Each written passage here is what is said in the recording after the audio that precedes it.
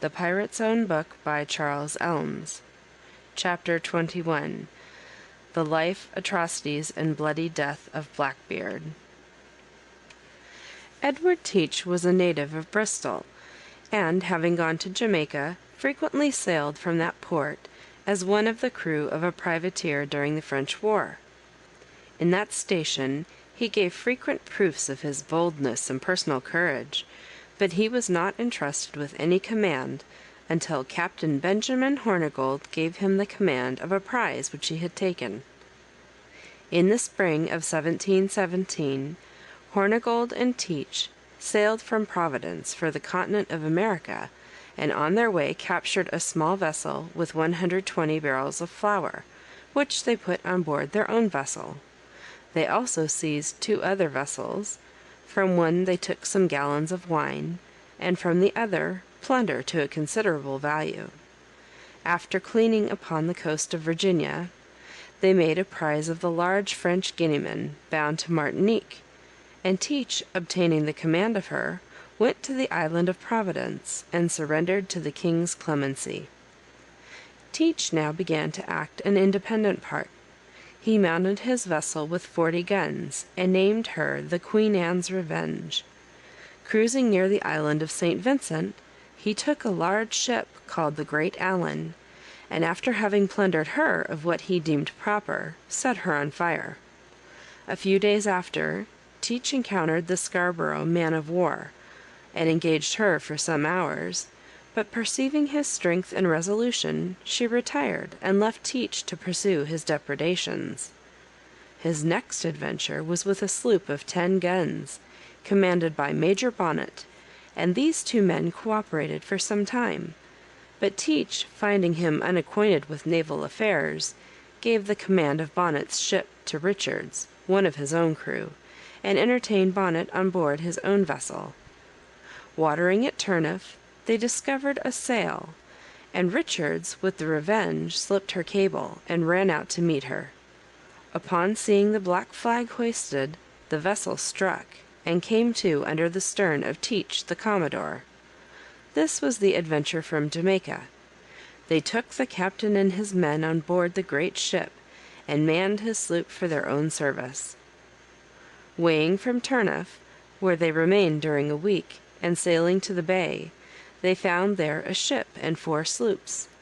Teach hoisted his flag and began to fire at them, upon which the captain and his men left their ship and fled to the shore. Teach burned 2 of these sloops and let the other 3 depart. They afterwards sailed to different places, and having taken 2 small vessels, anchored off the bar of Charleston for a few days. Here they captured a ship bound for England, as she was coming out of the harbor. They next seized a vessel coming out of Charleston, and 2 pinks coming into the same harbor, together with a brigantine with 14 negroes. The audacity of these transactions, performed in sight of the town, struck the inhabitants with terror, as they had been lately visited by some other notorious pirates. Meanwhile, there were 8 sail in the harbor, none of which durst set to sea for fear of falling into the hands of Teach. The trade of this place was totally interrupted, and the inhabitants were abandoned to despair. Their calamity was greatly augmented from this circumstance, that a long and desperate war with the natives had just terminated, when they began to be infested by these robbers.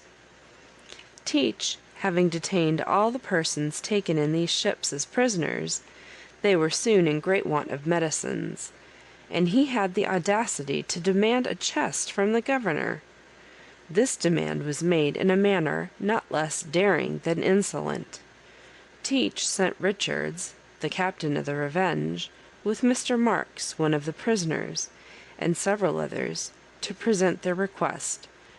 Richards informed the governor that unless their demand was granted, and he and his companions returned in safety, every prisoner on board the captured ships should instantly be slain, and the vessels consumed to ashes. During the time that Mr. Marks was negotiating with the governor, Richards and his associates walked the streets at pleasure, while indignation flamed from every eye against them as the robbers of their property and the terror of their country. Though the affront thus offered to the government was great and most audacious, yet to preserve the lives of so many men, they granted their request, and sent on board a chest valued at 300 or 400 pounds. Teach, as soon as he received the medicines and his fellow pirates, pillaged the ships of gold and provisions, and then dismissed the prisoners with their vessels. From the bar of Charleston they sailed to North Carolina. Teach now began to reflect how he could best secure the spoil, along with some of the crew who were his favorites. Accordingly, under pretense of cleaning, he ran his vessel on shore and grounded, then ordered the men in Hand's sloop to come to his assistance, which they, endeavoring to do, also ran aground, and so they were both lost. Then Teach went into the tender with 40 hands, and upon a sandy island, about a league from the shore, where there was neither bird nor beast, nor herb for their subsistence, he left 17 of his crew, who must inevitably have perished had not Major Bonnet received intelligence of their miserable situation and sent a longboat for them. After this barbarous deed, Teach, with the remainder of his crew, went and surrendered to the governor of North Carolina, retaining all the property which had been acquired by his fleet. The temporary suspension of the depredations of Blackbeard, for so he was now called, did not proceed from a conviction of his former errors, or a determination to reform, but to prepare for future and more extensive exploits. As governors are but men, and not unfrequently by no means possessed of the most virtuous principles, the gold of Blackbeard rendered him comely in the governor's eyes, and, by his influence, he obtained a legal right to the great ship called the Queen Anne's Revenge. By order of the governor, a court of the Vice Admiralty was held at Bathtown, and that vessel was condemned as a lawful prize which he had taken from the Spaniards, though it was a well-known fact that she belonged to English merchants. Before he entered upon his new adventures, he married a young woman of about 16 years of age, the governor himself attending the ceremony. It was reported that this was only his 14th wife, about 12 of whom were yet alive, and though this woman was young and amiable, he behaved towards her in a manner so brutal that it was shocking to all decency and propriety even among his abandoned crew of pirates. In his first voyage, Blackbeard directed his course to the Bermudas, and meeting with 2 or 3 English vessels, emptied them of their stores and other necessaries, and allowed them to proceed. He also met with 2 French vessels bound for Martinique, the one light and the other laden with sugar and cocoa. He put the men on board the latter into the former, and allowed her to depart. He brought the freighted vessel into North Carolina, where the governor and Blackbeard shared the prizes. Nor did their audacity and villainy stop here. Teach and some of his abandoned crew waited upon his Excellency, and swore that they had seized the French ship at sea without a soul on board. Therefore a court was called, and she was condemned. The honorable governor received 60 hogsheads of sugar for his share, his secretary 20, and the pirates the remainder. But, as guilt always inspires suspicion, Teach was afraid that some one might arrive in the harbor who might detect the roguery. Therefore, upon pretense that she was leaky and might sink, and so stop up the entrance to the harbor where she lay, they obtained the governor's liberty to drag her into the river, where she was set on fire, and when burnt down to the water her bottom was sunk, so that she might never rise in judgment against the governor and his confederates. Blackbeard, now being in the province of Friendship, passed several months in the river, giving and receiving visits from the planters, while he traded with the vessels which came to that river, sometimes in the way of lawful commerce, and sometimes in his own way.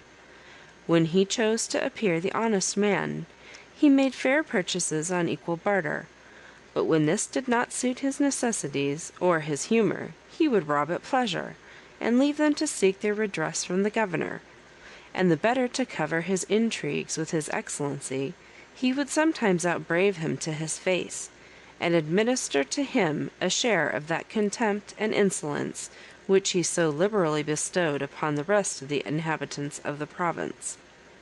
But there are limits to human insolence and depravity.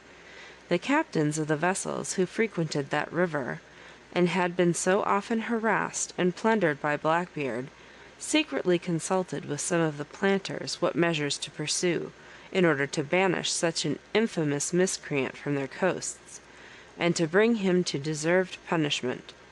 Convinced from long experience that the governor himself, to whom it belonged, would give no redress, they represented the matter to the governor of Virginia, and entreated that an armed force might be sent from the men of war lying there, either to take or to destroy those pirates who infested their coast.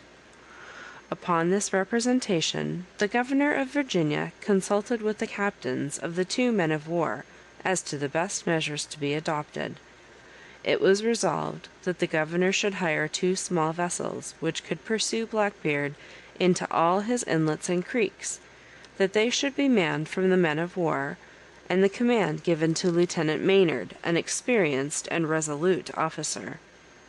When all was ready for his departure, the governor called an assembly, in which it was resolved to issue a proclamation, offering a great reward to any who, within a year, should take or destroy any pirate. Upon the 17th of November, 1717, Maynard left James's River in quest of Blackbeard, and on the evening of the 21st came in sight of the pirate. This expedition was fitted out with all possible expedition and secrecy, no boat being permitted to pass that might convey any intelligence, while care was taken to discover where the pirates were lurking. His Excellency, the Governor of Bermuda, and his secretary, however, having obtained information of the intended expedition, the latter wrote a letter to Blackbeard, intimating that he had sent him 4 of his men, who were all he could meet within or about town, and so bade him to be on his guard. These men were sent from Bath town to the place where Blackbeard lay, about the distance of 20 leagues. The hardened and infatuated pirate, having been often deceived by false intelligence, was the less attentive to this information, nor was he convinced of its accuracy until he saw the sloops sent to apprehend him. Though he had then only 20 men on board, he prepared to give battle. Lieutenant Maynard arrived with his sloops in the evening, and anchored, as he could not venture, under cloud of night, to go into the place where Blackbeard lay. The latter spent the night in drinking with the master of a trading vessel, with the same indifference as if no danger had been near. Nay, such was the desperate wickedness of this villain, that it is reported, during the carousals of that night, one of his men asked him, in case anything should happen to him during the engagement with the 2 sloops which were waiting to attack him in the morning, whether his wife knew where he had buried all his money? When he impiously replied that nobody but himself and the devil knew where it was, and the longest liver should take all. In the morning Maynard weighed and sent his boat to sound, which, coming near the pirate, received her fire. Maynard then hoisted royal colors, and made directly towards Blackbeard with every sail and oar. In a little time the pirate ran aground, and so also did the king's vessels. Maynard lightened his vessel of the ballast and water, and made towards Blackbeard. Upon this he hailed him in his own rude style. "Damn you for villains, who are you, and from whence come you?" The lieutenant answered, "You may see from our colors we are no pirates." Blackbeard bade him send his boat on board, that he might see who he was. But Maynard replied, "I cannot spare my boat, but I will come on board of you as soon as I can with my sloop." Upon this Blackbeard took a glass of liquor and drank to him, saying, "I'll give no quarter nor take any from you." Maynard replied he expected no quarter from him, nor should he give him any. During this dialogue the pirate's ship floated, and the sloops were rowing with all expedition towards him. As she came near, the pirate fired a broadside, charged with all manner of small shot, which killed or wounded 20 men. Blackbeard's ship in a little after fell broadside to the shore. One of the sloops called the Ranger also fell astern. But Maynard, finding that his own sloop had way, and would soon be on board of Teach, ordered all his own men down, while himself and the man at the helm, who he commanded to lie concealed, were the only persons who remained on deck. He, at the same time, desired them to take their pistols, cutlasses, and swords, and be ready for action upon his call, and, for greater expedition, 2 ladders were placed in the hatchway. When the king's sloop boarded, the pirates' case boxes, filled with powder, small shot, slugs, and pieces of lead and iron, with a quick match in the mouth of them, were thrown into Maynard's sloop. Fortunately, however, the men being in the hold, they did small injury on the present occasion, though they are usually very destructive. Blackbeard, seeing few or no hands upon deck, cried to his men that they were all knocked on the head except 3 or 4, and therefore, said he, let us jump on board and cut to pieces those that are alive. Upon this, during the smoke occasioned by one of these case boxes, Blackbeard with 14 of his men entered, and were not perceived until the smoke was dispelled. The signal was given to Maynard's men, who rushed up in an instant. Blackbeard and the lieutenant exchanged shots, and the pirate was wounded. They then engaged sword in hand until the sword of the lieutenant broke, but fortunately one of his men at that instant gave Blackbeard a terrible wound in the neck and throat. The most desperate and bloody conflict ensued. Maynard with 12 men, and Blackbeard with 14. The sea was dyed with blood all around the vessel, and uncommon bravery was displayed upon both sides. Though the pirate was wounded by the first shot from Maynard, though he had received 20 cuts and as many shots, he fought with desperate valor, but at length, when in the act of cocking his pistol, fell down dead. By this time 8 of his men had fallen, and the rest being wounded cried out for quarter, which was granted, as the ringleader was slain. The other sloop also attacked the men who remained in the pirate vessels, until they also cried out for quarter.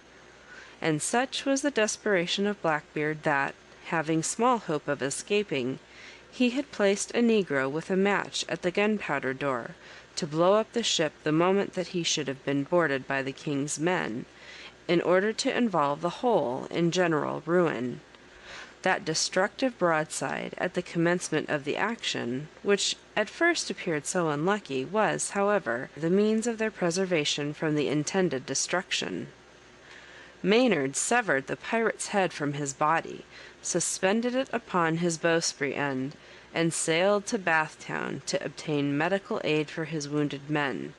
In the pirate sloop several letters and papers were found, which Blackbeard would certainly have destroyed previous to the engagement, had he not determined to blow her up upon his being taken, which disclosed the whole villainy between the honorable governor of Bermuda and his honest secretary on the one hand, and the notorious pirate on the other, who had now suffered the just punishment of his crimes. Scarcely was Maynard returned to Bath Town, when he boldly went and made free with the 60 hogsheads of sugar in the possession of the governor, and the 20 in that of his secretary. After his men had been healed at Bath Town, the lieutenant proceeded to Virginia, with the head of Blackbeard still suspended on his bowsprit end, as a trophy of his victory, to the great joy of all the inhabitants. The prisoners were tried, condemned, and executed, and thus all the crew of that infernal miscreant Blackbeard were destroyed, except 2. One of these was taken out of a trading vessel, only the day before the engagement, in which he received no less than 70 wounds, of all which he was cured. The other was Israel Hands, who was master of the Queen Anne's Revenge. He was taken at Bath Town, being wounded in one of Blackbeard's savage humours. One night Blackbeard, drinking in his cabin with Hands, the pilot, and another man, without any pretence, took a small pair of pistols and cocked them under the table, which being perceived by the man, he went on deck, leaving the captain, Hands, and the pilot together. When his pistols were prepared, he extinguished the candle, crossed his arms, and fired at his company. The one pistol did no execution, but the other wounded Hands in the knee. Interrogated concerning the meaning of this, he answered with an imprecation that if he did not now and then kill one of them, they would forget who he was. Hands was eventually tried and condemned, but as he was about to be executed, a vessel arrived with a proclamation prolonging the time of his Majesty's pardon, which Hands pleading, he was saved from a violent and shameful death. In the commonwealth of pirates, he who goes the greatest length of wickedness is looked upon with a kind of envy amongst them, as a person of a most extraordinary gallantry. He is therefore entitled to be distinguished by some post, and, if such a one has but courage, he must certainly be a great man. The hero of whom we are writing was thoroughly accomplished in this way, and some of his frolics of wickedness were as extravagant as if he aimed at making his men believe he was a devil incarnate. Being one day at sea, and a little flushed with drink, "Come," said he, "let us make a hell of our own, and try how long we can bear it." Accordingly, he with 2 or 3 others went down into the hold, and closing up all the hatches, filled several pots full of brimstone, and other combustible matter. They then set it on fire, and so continued till they were almost suffocated, when some of the men cried out for air. At length he opened the hatches. Not a little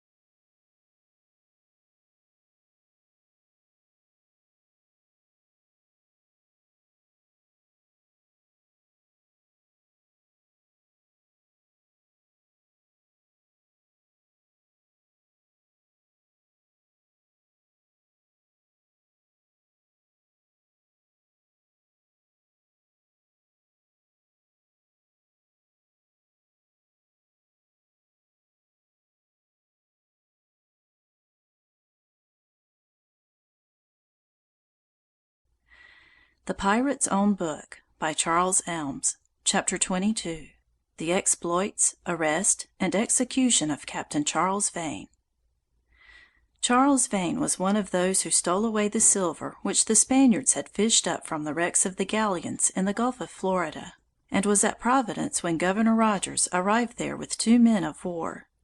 All the pirates who were then found at this colony of rogues submitted and received certificates of their pardon, except Captain Vane and his crew, who, as soon as they saw the men of war enter, slipped their cable, set fire to a prize they had in the harbor, sailed out with their piratical colors flying, and fired at one of the men of war as they went off from the coast.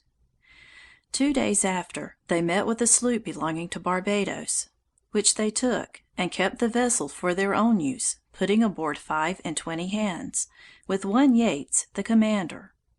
In a day or two they fell in with a small interloping trader, with a quantity of Spanish pieces of 8 aboard, bound for Providence, which they also took along with them. With these 2 sloops Vane went to a small island and cleaned, where he shared the booty and spent some time in a riotous manner. About the latter end of May 1718, Vane and his crew sailed, and being in want of provisions, they beat up for the Windward Islands. In the way they met with a Spanish sloop, bound from Puerto Rico to the Havana, which they burnt, stowed the Spaniards into a boat, and left them to get to the island by the blaze of their vessel. Steering between St. Christopher's and Anguilla, they fell in with a brigantine and a sloop, freighted with such cargo as they wanted, from whom they got provisions for sea store. Some time after this, standing to the northward, in the track the old English ships take in their voyage to the American colonies, they took several ships and vessels, which they plundered of what they thought fit, and then let them pass. About the latter end of August, with his consort Yates, came off South Carolina, and took a ship belonging to Ipswich, laden with logwood. This was thought convenient enough for their own business, and therefore they ordered their prisoners to work, and threw all the lading overboard. But when they had more than half cleared the ship, the whim changed, and they would not have her. So Coggershall, the captain of the captured vessel, had his ship again, and he was suffered to pursue his voyage home. In this voyage the pirates took several ships and vessels, particularly a sloop from Barbados, a small ship from Antigua, a sloop belonging to Curaçao, and a large brigantine from Guinea, with upwards of 90 negroes aboard. The pirates plundered them all and let them go, putting the negroes out of the brigantine aboard Yates's vessel. Captain Vane always treated his consort with very little respect, and assumed a superiority over him and his crew, regarding the vessel but as a tender to his own. This gave them disgust, for they thought themselves as good pirates, and as great rogues as the best of them. So they caballed together, and resolved, the first opportunity, to leave the company, and accept of his Majesty's pardon, or set up for themselves, either of which they thought more honorable than to be the servants to Vane. The putting aboard so many negroes, where there were so few hands to take care of them, aggravated the matter, though they thought fit to conceal or stifle their resentment at that time. In a day or two, the pirates lying off at anchor, Yates in the evening slipped his cable, and put his vessel under sail, standing into the shore, which when Vane saw, he was highly provoked, and got his sloop under sail to chase his consort. Vane's brigantine sailing best, he gained ground of Yates, and would certainly have come up with them, had he had a longer run. But just as he got over the bar, when Vane came within gunshot of him, he fired a broadside at his old friend, and so took his leave. Yates came into North Edisto River, about 10 leagues to the southward of Charleston, and sent an express to the governor, to know if he and his comrades might have the benefit of his Majesty's pardon, promising that, if they might, they would surrender themselves to his mercy, with the sloops and negroes. Their request being granted, they all came up, and received certificates, and Captain Thompson, from whom the negroes were taken, had them all restored to him, for the use of his owners. Vane cruised some time off the bar, in hopes to catch Yates at his coming out again, but therein he was disappointed. However, he there took 2 ships from Charleston, which were bound home to England. It happened just at this time that 2 sloops well manned and armed were equipped to go after a pirate, which the governor of South Carolina was informed lay then in Cape Fear, river cleaning. But Colonel Rhett, who commanded the sloops, meeting with one of the ships that Vane had plundered, going back over the bar for such necessities as had been taken from her, and she giving the colonel an account of being taken by the pirate Vane, and also that some of her men, while they were prisoners on board of him, had heard the pirate say they should glean in one of the rivers to the southward, he altered his first design, and instead of standing to the northward in pursuit of the pirate in Cape Fear River, turn to the southward after Vane, who had ordered such reports to be given out on purpose to put any force that should come after him upon a wrong scent, for he stood away to the northward, so that the pursuit proved to be of no effect. Colonel Rhett's speaking with this ship was the most unlucky thing that could have happened, because it turned him out of the road which, in all probability, would have brought him into the company of Vane, as well as of the pirate he went after, and so they might have both been destroyed. Whereas, by the colonel's going a different way, he not only lost the opportunity of meeting with one, but if the other had not been infatuated and lain 6 weeks together at Cape Fear, he would have missed him likewise. However, the colonel having searched the rivers and inlets, as directed, for several days without success, at length sailed in prosecution of his first design, and met with the pirate accordingly, whom he fought and took. Captain Vane went into an inlet to the northward, where he met with Captain Teach, otherwise Blackbeard, whom he saluted, when he found who he was, with his great guns loaded with shot, it being the custom among pirates when they meet to do so, though they are white of one another. Blackbeard answered the salute in the same manner, and mutual civilities passed between them some days, when, about the beginning of October, Vane took leave, and sailed farther to the northward. On the 23rd of October, off Long Island, he took a small brigantine bound from Jamaica to Salem in New England, besides a little sloop. They rifled the brigantine and sent her away. From thence they resolved on a cruise between Cape Mice and Cape Nicholas, where they spent some time without seeing or speaking with any vessel, till the latter end of November.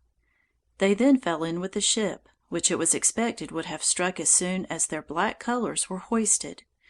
But instead of this, she discharged a broadside upon the pirate, and hoisted French colors, which showed her to be a French man of war. Vane desired to have nothing more to say to her, but trimmed his sails and stood away from the Frenchmen. However, Monsieur, having a mind to be better informed who he was, set all his sails and crowded after him. During this chase the pirates were divided in their resolution what to do. Vane, the captain, was for making off as fast as he could, alleging that the man of war was too strong for them to cope with. But one John Rackham, their quartermaster, and who was a kind of check upon the captain, rose up in defense of a contrary opinion, saying that though she had more guns and a greater weight of metal, they might board her, and then the best boys would carry the day. Rackham was well seconded, and the majority was for boarding, but Vane urged that it was too rash and desperate an enterprise, the man of war appearing to be twice their force, and that their brigantine might be sunk by her before they could reach to board her. The mate, one Robert Deal, was of Vane's opinion, as were about 15 more, and all the rest joined with Rackham, the quartermaster.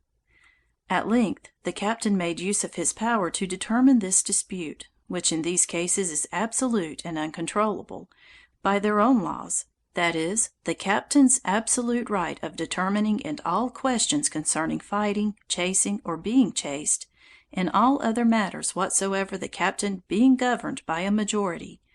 So the brigantine having the heels, as they term it, of the Frenchmen, she came clear off. But the next day the captain's conduct was obliged to stand the test of a vote, and a resolution passed against his honor and dignity, which branded him the name of coward, deposed him from the command, and turned him out of the company with marks of infamy. And with him went all those who did not vote for boarding the French man of war. They had with them a small sloop that had been taken by them some time before, which they gave to Vane and the discarded members, and that they might be in a condition to provide for themselves by their own honest endeavors, they let them have a sufficient quantity of provisions and ammunition. John Rackham was voted captain of the brigantine in Vane's room, and he proceeded towards the Caribbee Islands, where we must leave him till we have finished our history of Charles Vane. The sloop sailed for the Bay of Honduras, and Vane and his crew put her in as good a condition as they could by the way, that they might follow their old trade. They cruised 2 or 3 days off the northwest part of Jamaica, and took a sloop and 2 piraguas, all the men of which entered with them. The sloop they kept, and Robert Deal was appointed captain. On the 16th of December, the two sloops came into the bay, where they found only one vessel at anchor. She was called the Pearl of Jamaica, and got under sail at the sight of them. But the pirate sloops coming near Roland, and showing no colors, he gave them a gun or two, whereupon they hoisted the black flag, and fired 3 guns each at the Pearl. She struck, and the pirates took possession, and carried her away to a small island called Barnacho, where they cleaned. By the way they met with a sloop from Jamaica, as she was going down to the bay, which they also took. In February, Vane sailed from Barnacho for a cruise. But some days after he was out, a violent tornado overtook him, which separated him from his consort, and after 2 days' distress, threw his sloop upon a small uninhabited island, near the Bay of Honduras, where she staved to pieces, and most of her men were drowned. Vane himself was saved, but reduced to great straits for want of necessaries, having no opportunity to get anything from the wreck. He lived here some weeks, and was supported chiefly by fishermen, who frequented the island with small crafts from the main to catch turtles and other fish. While Vane was upon this island, a ship put in there from Jamaica for water, the captain of which, one Holford, an old buccaneer, happened to be Vane's acquaintance. He thought this a good opportunity to get off, and accordingly applied to his old friend. But Holford absolutely refused him, saying to him, "Charles, I shan't trust you aboard my ship unless I carry you as a prisoner, for I shall have you caballing with my men, knocking me on the head, and running away with my ship pirating." Vane made all the protestations of honor in the world to him, but it seems Captain Holford was too intimately acquainted with him to repose any confidence at all in his words or oath.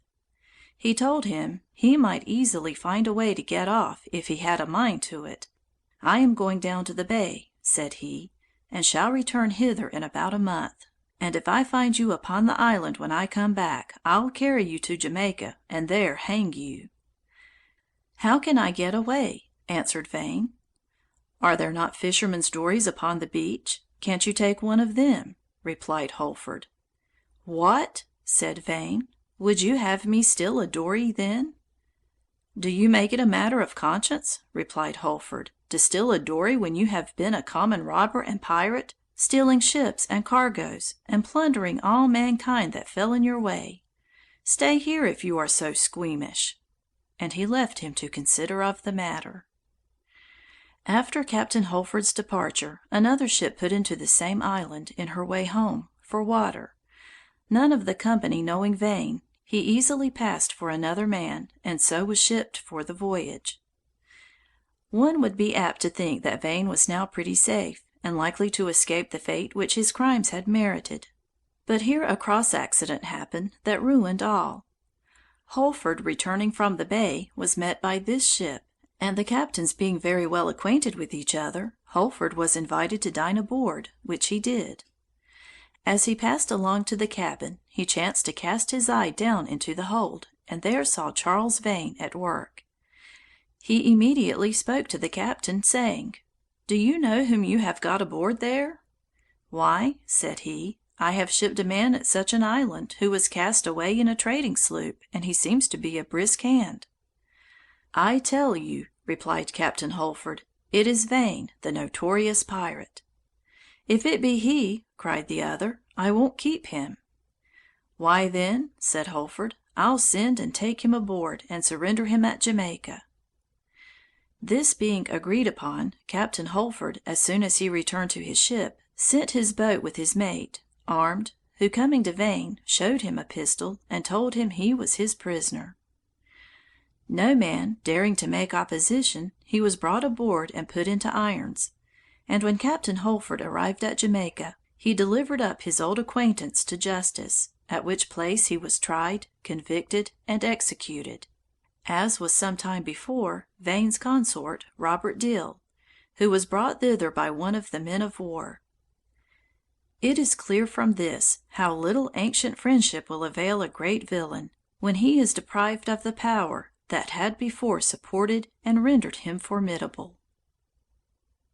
Chapter 22. The Pirate's Own Book by Charles Ellms. CHAPTER 23 Part 2 of the West India Pirates. Monday, 21st. In the morning we walked round the beach, in expectation of finding something useful. On our way we picked up a paddle about 3 feet long, very similar to the Indian canoe paddle, except the handle, which was like that of a shovel, the top part being split off. We laid it by for the present. We likewise found some conchs, and roasted them. They were pretty good shell fish, though rather tough. We discovered at low water a bar or spit of sand extending northeasterly from us, about 3 miles distant, to a cluster of keys, which were covered with mangrove trees, perhaps as high as our quince tree. My friend Mr. Brackett and George attempted to wade across, being at that time of tide only up to their armpits, but were pursued by a shark, and returned without success. The tide rises about 4 feet. Tuesday, 22nd. We found several pieces of the palmetto or cabbage tree, and some pieces of boards, put them together in the form of a raft, and endeavoured to cross, but that proved ineffectual. Being disappointed, we sat down to reflect upon other means of relief, intending to do all in our power for safety while our strength continued. While sitting here, the sun was so powerful and oppressive, reflecting its rays upon the sea, which was then calm, and the white sand which dazzled the eye was so painful, that we retired under the awning. There the mosquitoes and flies were so numerous, that good rest could not be found. We were, however, a little cheered, when, in scraping out the top of the ground to clear out, I may say, thousands of crickets and bugs, we found a hatchet, which was to us peculiarly serviceable. At night the strong northeasterly wind, which prevails there at all seasons, was so cold as to make it equally uncomfortable with the day. Thus, day after day, our sufferings and apprehensions multiplying, we were very generally alarmed. Thursday, 24th.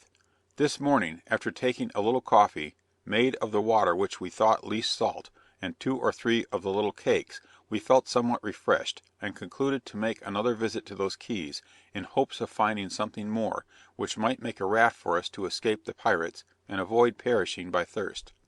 Accordingly 7 of us set off, waded across the bar, and searched all the keys thereabouts.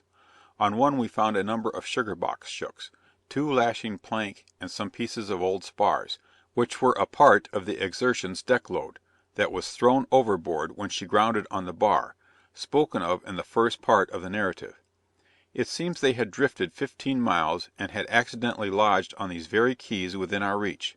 Had the pirates known this, they would undoubtedly have placed us in another direction. They no doubt thought that they could not place us on a worse place. The wind at this time was blowing so strong on shore as to prevent rafting our stuff round to our island, and we were obliged to hull it upon the beach for the present, then dug for water in the highest place, but found it as salt as ever, and then returned to our habitation.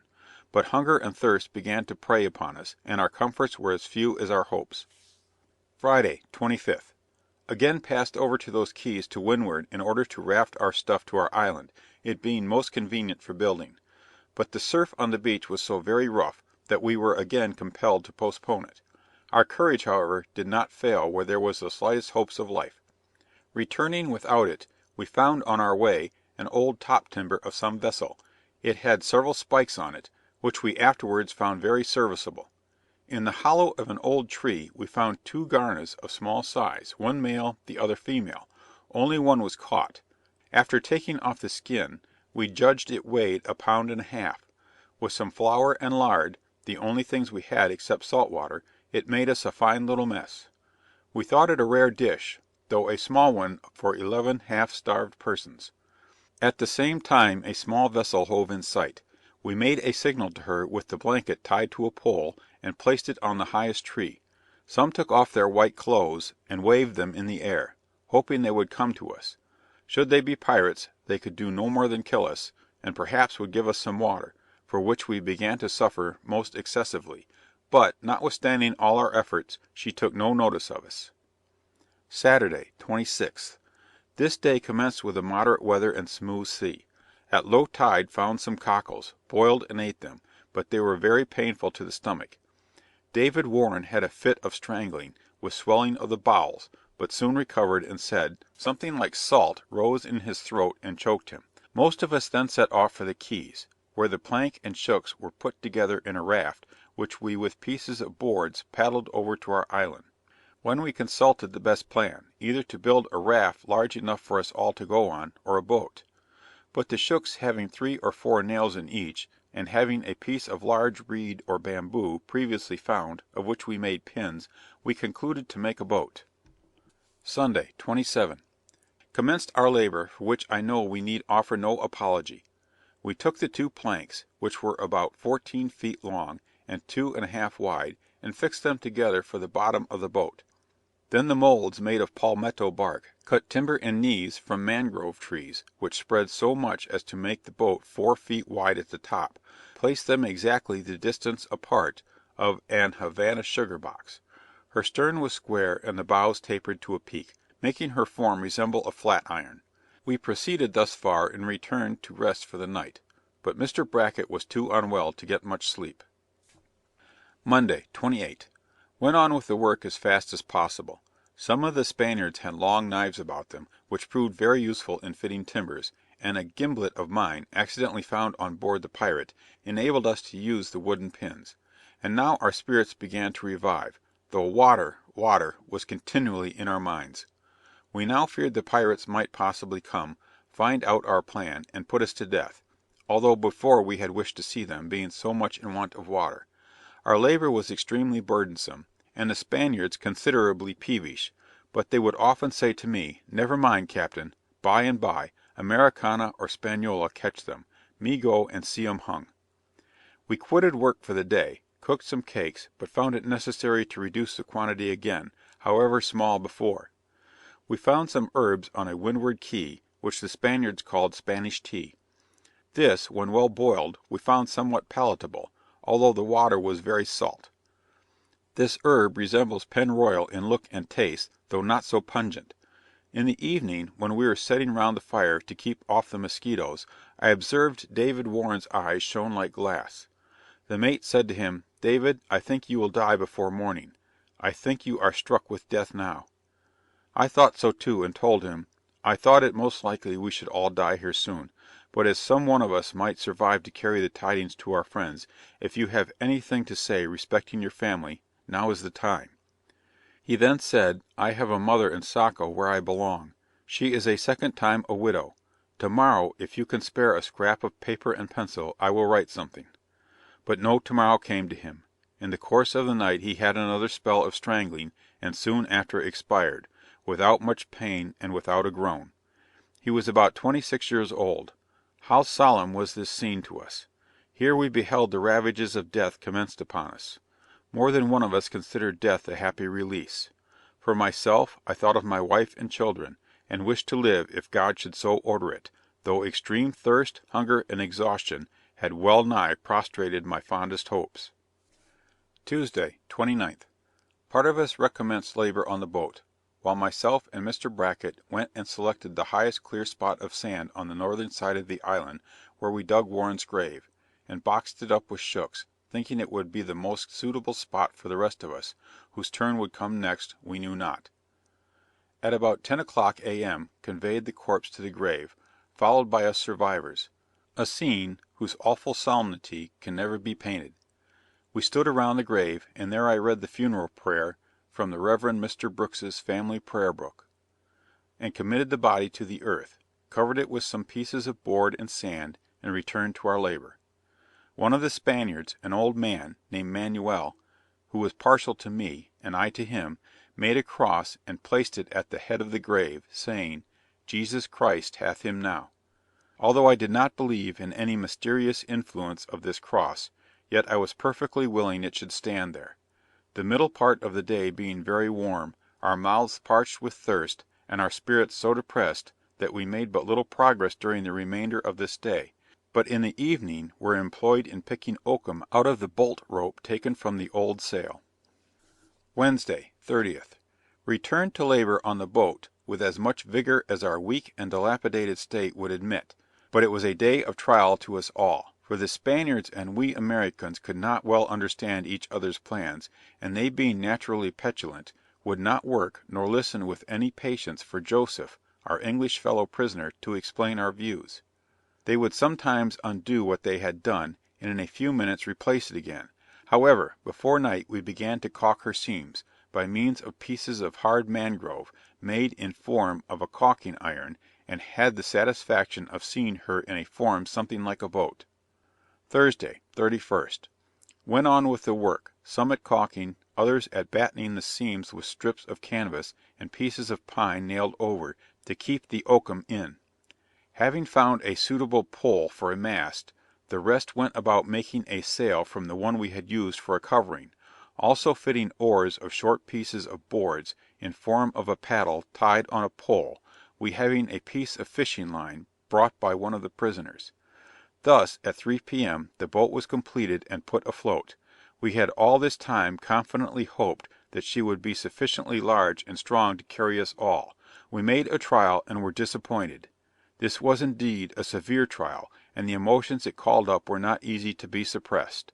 She proved leaky, for we had no carpenter's yard or smith's shop to go to, and now the question was, who should go, and how many? I found it necessary for 6, 4 to row, 1 to steer, and 1 to bail. 3 of the Spaniards and the Frenchman claimed the right, as being best acquainted with the nearest inhabitants; likewise they had when taken 2 boats left at St. Maria, about 40 miles distant, which they were confident of finding.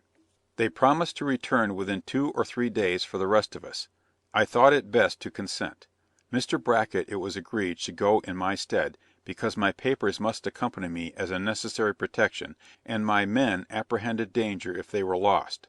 Joseph Baxter, I think was his name, they wished should go, because he could speak both languages, leaving Manuel, George, Thomas, and myself to wait their return.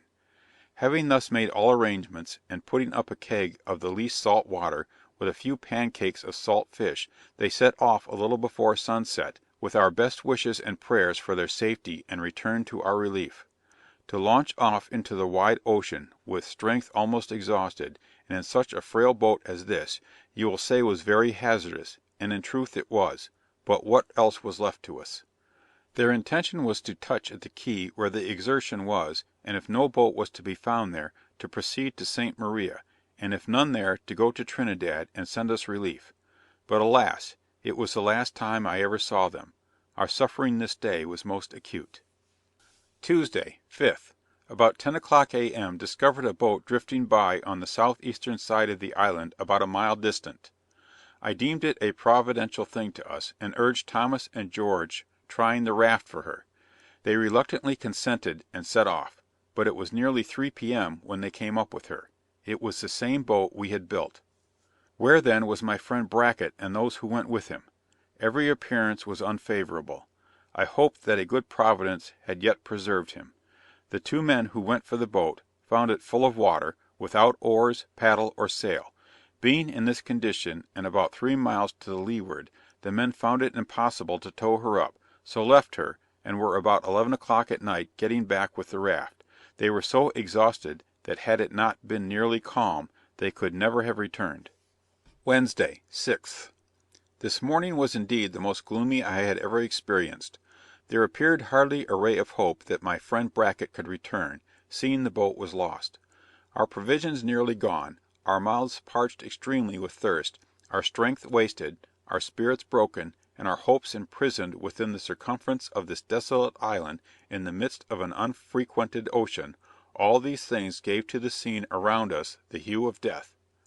In the midst of this dreadful despondence, a sail hove in sight bearing the white flag. Our hopes were raised, of course, but no sooner raised than darkened by hearing a gun fired. Here then was another gang of pirates. She soon, however, came near enough to anchor, and her boat pushed off towards us with 3 men in her. Thinking it now no worse to die by sword than famine, I walked down immediately to meet them. I knew them not. A moment before the boat touched the ground, a man leaped from her bows, and caught me in his arms. It was Nickola, saying, "Do you now believe Nickola is your friend?" "Yes," said he, "Jemison will yet prove himself so." No words can express my emotions at this moment. This was a friend indeed.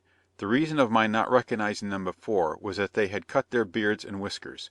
Turning to my fellow sufferers, Nickola asked, "Are these all that are left of you? Where are the others?"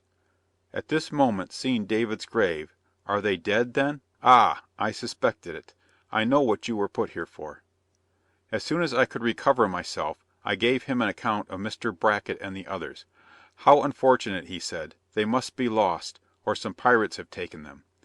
But," he continued, "we have no time to lose. You had better embark immediately with us, and go where you please. We are at your service." The other two in the boat were Frenchmen, one named Lion, the other Paroquet.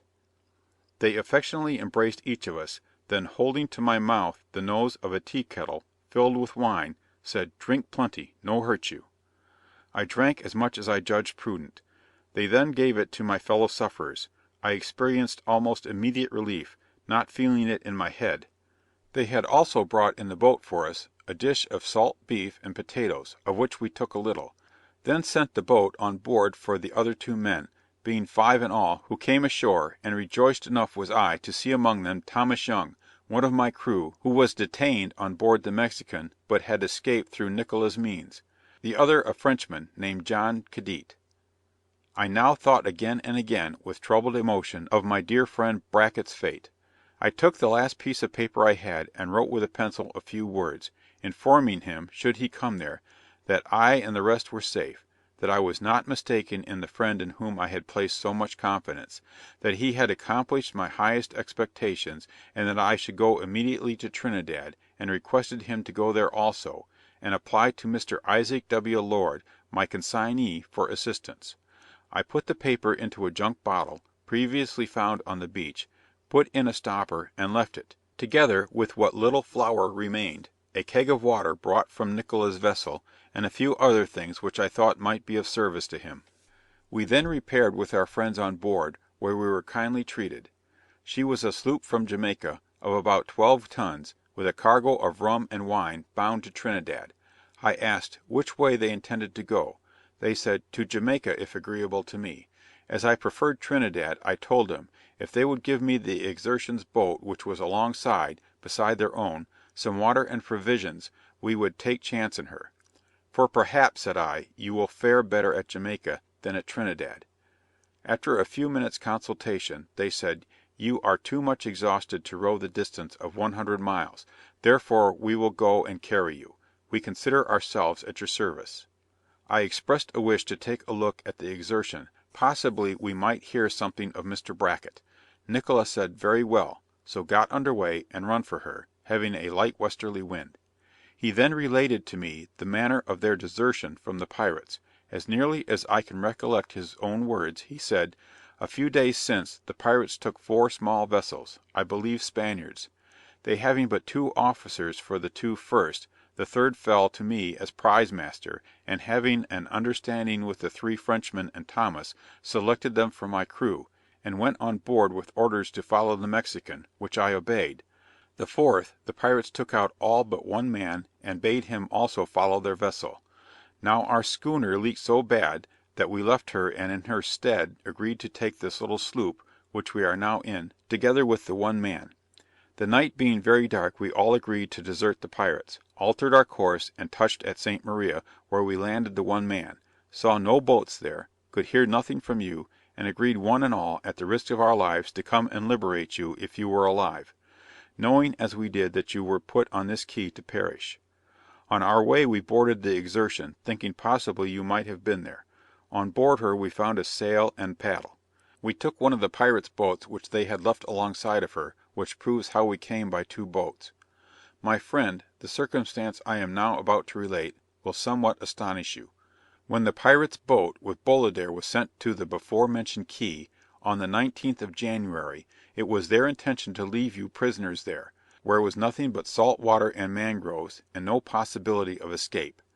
This was the plan of Baltazar, their abandoned pilot; but Bolidar's heart failed him, and he objected to it. Then, after a conference, Captain Jonnia ordered you to be put on the little island from whence we have now taken you. But after this was done, that night the French and Portuguese part of the Mexican's crew protested against it, so that Captain Jonnia, to satisfy them, sent his large boat to take you and your fellow prisoners back again, taking care to select his confidential Spaniards for this errand. and you will believe me they set off from the Mexican, and after spending about as much time as would really have taken them to come to you, they returned, and reported they had been to your island, and landed, and that none of you were there, somebody having taken you off. This all my companions here know to be true. I knew it was impossible you could have been liberated, and therefore we determined among ourselves, that should an opportunity occur, we would come and save your lives, as we now have. He then expressed, as he hitherto had done, and I believe with sincerity, his disgust with the bad company which he had been in, and looked forward with anxiety to the day when he might return to his native country. I advised him to get on board an American vessel, whenever an opportunity offered, and come to the United States, and on his arrival direct a letter to me, repeating my earnest desire to make some return for the disinterested friendship which he had shown toward me. With the Frenchman I had but little conversation, being unacquainted with the language. Here ended Nickola's account. And now, said the Frenchman, our hearts be easy. Nicola observed he had left all, and found us. I gave them my warmest tribute of gratitude, saying I looked upon them under God as the preservers of our lives, and promised them all the assistance which my situation might enable me to afford. This brings me to Thursday evening, 7th, when at 11 o'clock we anchored at the creek's mouth near the Exertion. I was anxious to board her, accordingly took with me Nicola, Thomas, George, and 2 others, well armed, each with a musket and cutlass. I jumped on her deck, saw a fire in the camboose, but no person there. I called aloud Mr. Brackett's name several times, saying, "It is Captain Lincoln, don't be afraid, but show yourself," but no answer was given. She had no masts, spars, rigging, furniture, provisions, or any think left, except her bowsprit, and a few barrels of salt provisions of her cargo. Her ceiling had holes cut in it, no doubt in their foolish search for money. I left her with peculiar emotions, such as I hope never again to experience, and returned to the little sloop, where we remained till Friday, 8th, when I had disposition to visit the island on which we were first imprisoned. Found nothing there. Saw a boat among the mangroves, near the Exertion. Returned and got under way immediately for Trinidad. In the night, while under full sail, run aground on a sunken key, having rocks above the water, resembling old stumps of trees. We, however, soon got off and anchored. Most of those keys have similar rocks about them, which navigators must carefully guard against. Monday, 11th. Got under way. Saw a brig at anchor about 5 miles below the mouth of the harbor. We hoped to avoid her speaking us, but when we opened in sight of her, discovered a boat making towards us, with a number of armed men in her. This alarmed my friends, as we did not see the brig's ensign hoisted. They declared the boat was a pirate, and looking through the spy glass, they knew some of them to be the Mexican's men. This state of things was quite alarming. They said, "We will not be taken alive by them." Immediately the boat fired a musket. The ball passed through our mainsail. My friends insisted on beating them off. I endeavoured to dissuade them, believing, as I did, that the brig was a Spanish man of war, who had sent her boat to ascertain who we were. I thought we had better heave to. Immediately another shot came. Then they insisted on fighting, and said, if I would not help them, I was no friend. I reluctantly acquiesced, and handed up the guns, commenced firing upon them, and they upon us. We received several shot through the sails, but no one was hurt on either side. Our boats had been cast adrift to make us go the faster, and we gained upon them, continued firing until they turned from us, and went for our boats, which they took in tow for the brig. Soon after this it became calm. Then I saw the brig had us in her power. She manned and armed 2 more boats for us. We now concluded, since we had scarcely any ammunition, to surrender, and were towed down alongside the brig on board, and were asked by the captain, who could speak English, what for you fire on the boat? I told him we thought her a pirate, and did not like to be taken by them again, having already suffered too much, showing my papers. He said, "Captain Americana, never mind, go and take some dinner. Which are your men?" I pointed them out to him, and he ordered them the liberty of the decks, but my friend Nickola and his 3 associates were immediately put in irons. They were, however, afterwards taken out of irons and examined, and I understood the Frenchmen agreed to enlist, as they judged it the surest way to better their condition. Whether Nickola enlisted I do not know, but think that he did, as I understood that offer was made to him. I however endeavoured to explain more distinctly to the captain the benevolent efforts of these 4 men by whom my life had been saved, and used every argument in my power to procure their discharge. I also applied to the governor, and exerted myself with peculiar interest, dictated as I trust with heartfelt gratitude, and I ardently hope ere this, that Nickola is on his way to this country, where I may have an opportunity of convincing him that such an act of benevolence will not go unrewarded. Previous to my leaving Trinidad I made all the arrangements in my power with my influential friends, and doubt not that their laudable efforts will be accomplished. The sloop's cargo was then taken on board the brig, after which the captain requested a certificate that I was politely treated by him, saying that his name was Captain Candame, of the privateer brig Prudente of 18 guns. This request I complied with. His first lieutenant told me he sailed out of Boston, as commander for T.C. Armory, Esq., during the last war.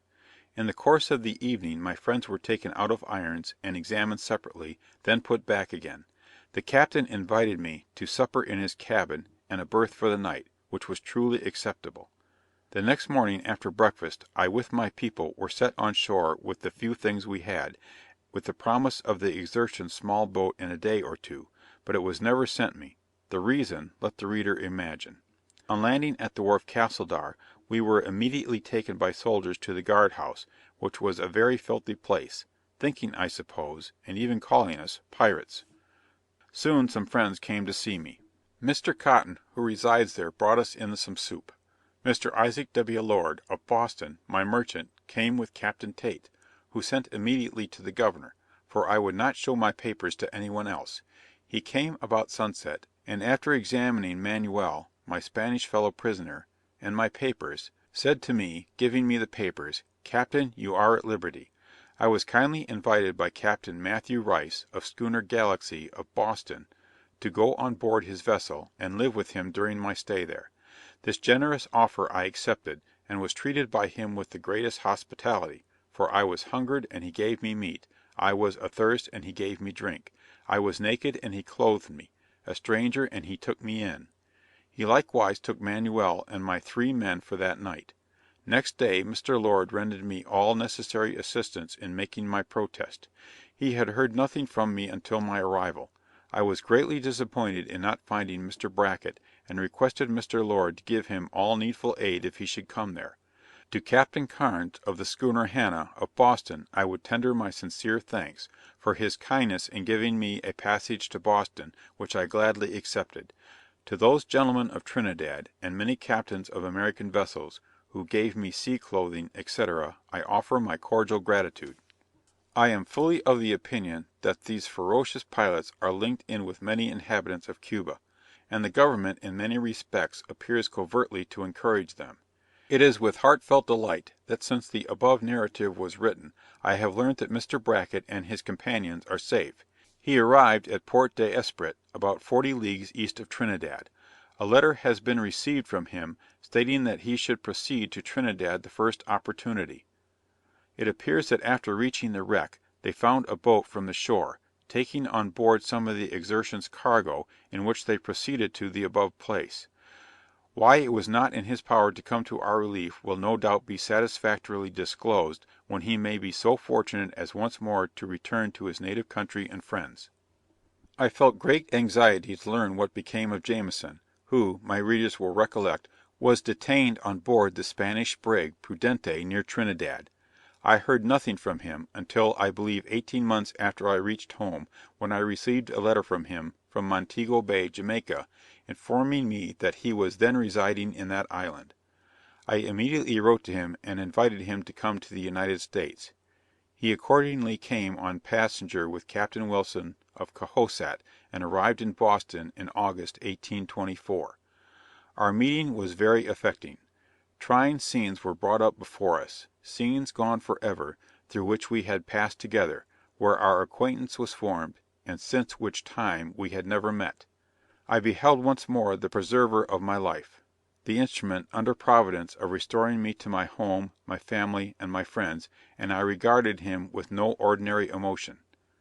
My family were delighted to see him, and cordially united in giving him a warm reception. He told me that after we separated in Trinidad, he remained on board the Spanish brig. The commander asked him and his companions if they would enlist. The Frenchmen replied that they would, but he said nothing, being determined to make his escape the very first opportunity which should present. The Spanish brig afterwards fell in with a Colombian Patriot, an armed brig of 18 guns. Being of about equal force, they gave battle, and fought between 3 and 4 hours. Both parties were very much injured, and, without any considerable advantage on either side, both drew off to make repairs. The Spanish brig Prudente put into St. Jago de Cuba. Jameson was wounded in the action, by a musket ball, through his arm, and was taken on shore, with the other wounded, and placed in the hospital of St. Jago. Here he remained for a considerable time, until he had nearly recovered, when he found an opportunity of escaping, and embarking for Jamaica. He arrived in safety at Kingston, and from there, travelled barefoot over the mountains, until very much exhausted he reached Montego Bay, where he had friends, and where one of his brothers possessed some property. From this place he afterwards wrote to me. He told me that before he came to Massachusetts, he saw the villainous pilot of the Mexican, the infamous Baltazar, with several other pirates, brought into Montego Bay, from whence they were to be conveyed to Kingston to be executed. Whether the others were part of the Mexican's crew or not I do not know. Baltazar was an old man, and as Jameson said, it was a melancholy and heart-rendering sight, to see him borne to execution with those grey hairs, which might have been venerable in virtuous old age, now a shame and reproach to this hoary villain, for he was full of years, and old in iniquity.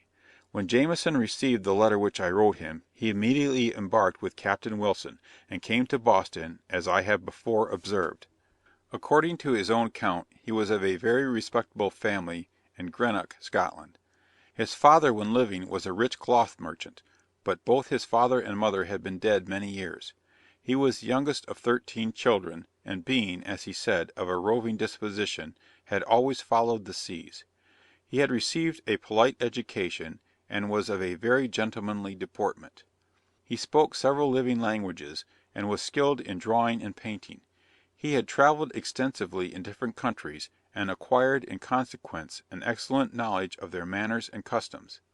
His varied information, for hardly any subject escaped him, rendered him a very entertaining companion. His observations on the character of different nations were very liberal, marking their various traits, their virtues and vices, with playful humorousness, quite free from bigotry, or narrow prejudice. I was in trade between Boston and Philadelphia at the time he came to Massachusetts, and he sailed with me several trips as my mate. He afterwards went to Cuba, and was subsequently engaged in the mackerel fishery, out of the port of Hingham, during the warm season, and in the winter frequently employed himself in teaching navigation to young men, for which he was eminently qualified. He remained with us until his death, which took place in 1829. At this time he had been out at sea 2 or 3 days, when he was taken sick, and was carried into Cape Cod, where he died on the 1st day of May, 1829, and there his remains lie buried. Peace be to his ashes! They rest in a strange land, far from his kindred and his native country. Since his death I have met with Mr. Stewart of Philadelphia, who was commercial agent in Trinidad at the time of my capture. He informed me that the piratical schooner Mexican was afterwards chased by an English government vessel from Jamaica, which was cruising in search of it. Being hotly pursued, the pirates deserted their vessel, and fled to the mangrove bushes, on an island similar to that on which they had placed me and my crew to die. The English surrounded them, and thus they were cut off from all hopes of escape. They remained there, I think, 14 days, when being almost entirely subdued by famine, 11 surrendered themselves and were taken. The others probably perished among the mangroves. The few who were taken were carried by the government vessel into Trinidad. Mr. Stewart said that he saw them himself, and such miserable objects that had life, he never before beheld. They were in a state of starvation, their beards had grown to a frightful length, their bodies were covered with filth and vermin, and their countenances were hideous. From Trinidad they were taken to Kingston, Jamaica, and there hung on Friday, the 7th of February, 1823. About a quarter of an hour before day dawn, the wretched culprits were taken from the jail, under a guard of soldiers from the 50th regiment and the city guard. On their arrival at the Wherry Wharf, the military retired, and the prisoners, with the town guard, were put on board 2 wherries, in which they proceeded to Port Royal Point, the usual place of execution in similar cases. They were there met by a strong party of military, consisting of 50 men, under command of an officer. They formed themselves into a square round the place of execution, where the sheriff and his officers, with the prisoners in the centre. The gallows was of considerable length, and contrived with a drop so as to prevent the unpleasant circumstances which frequently occur. The unfortunate men had been in continual prayer from the time they were awakened out of a deep sleep till they arrived at that place, where they were to close their existence. They all expressed their gratitude for the attention they had met with from the sheriff and the inferior officers. Many pressed the hands of the turnkey to their lips, others to their hearts, and on their knees prayed that God, Jesus Christ, and the Virgin Mary would bless him and the other jailers for their goodness.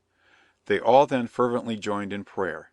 To the astonishment of all, no clerical character, of any persuasion, was present. They repeatedly called out, Adonde este el Padre? Where is the Holy Father? Juan Hernandez called on all persons present to hear him. He was innocent. What they had said about his confessing himself guilty was untrue. He had admitted himself guilty, because he hoped for pardon, but that now he was to die, he called God, Jesus Christ, the Holy Ghost, the Virgin Mary, and the saints to witness that he spoke the truth, that he was no pirate, no murderer, he had been forced. The lieutenant of the pirates was a wretch, who did not fear God, and had compelled him to act. Juan Gutierrez and Francisco de Sayas were loud in their protestations of innocence. Manuel Lima said for himself he did not care. He felt for the old man, Miguel Jose. How could he be a pirate who could not help himself? If it were a Christian country, they would have pardoned him for his gray hairs. He was innocent. They had both been forced. Let none of his friends or relations ever venture to sea. He hoped his death would be a warning to them, that the innocent might suffer for the guilty. The language of this young man marked him a superior to the generality of his companions in misfortune. The seamen of the Whim stated that he was very kind to them when prisoners on board the piratical vessel. Just before he was turned off, he addressed the old man. Adios, viejo, para siempre adios. Farewell, old man, forever farewell. Several of the prisoners cried out for mercy, pardon, pardon. Domingo Ucala, the black man, then addressed them. Do not look for mercy here, but pray to God. We are all brought here to die. This is not built for nothing. Here we must end our lives. You know I am innocent, but I must die the same as you all. There is not anybody here who can do us any good, so let us think only of God Almighty. We are not children, but men. We know that all must die, and in a few years those who kill us must die too. When I was born, God set the way of my death. I do not blame anybody. I was taken by the pirates, and they made me help them. They would not let me be idle. I could not show that this was the truth, and therefore they have judged me by the people they have found me with. I am put to death unjustly, but I blame nobody. It was my misfortune. Come, let us pray. If we are innocent, so much the less we have to repent. I do not come here to accuse anyone. Death must come one day or other, better to the innocent than guilty. He then joined in prayer with the others. He seemed to be much reverenced by his fellow prisoners. He chose those prayers he thought most adapted to the occasion. Hundreds were witnesses to the manly firmness of this negro. Observing a bystander listening attentively to the complaints of one of his fellow wretches, he translated what had been said into English. With a steady pace, and a resolute and resigned countenance, he ascended the fatal scaffold. Observing the executioner unable to untie a knot on the collar of one of the prisoners, he with his teeth untied it. He then prayed most fervently till the drop fell. Miguel Jose protested his innocence. No he robado, no he matado ninguén, muro inocente. I have robbed no one, I have killed no one, I die innocent. I am an old man, but my family will feel my disgraceful death. Francisco Migul prayed devoutly, but inaudibly. His soul seemed to have quitted the body before he was executed. Brete Gullimillit called on all to witness his innocence. It was of no use for him to say an untruth, for he was going before the face of God. Augustus Hernandez repeatedly declared his innocence, requested that no one would say he had made a confession. He had none to make. Juan Hernandez was rather obstinate when the execution pulled the cap over his eyes. He said rather passionately, "Quita este mis ojos," remove it from my eyes. He then rubbed it up against one of the posts of the gallows. Miguel Jose made the same complaint, and drew the covering from his eyes by rubbing his head against a fellow sufferer.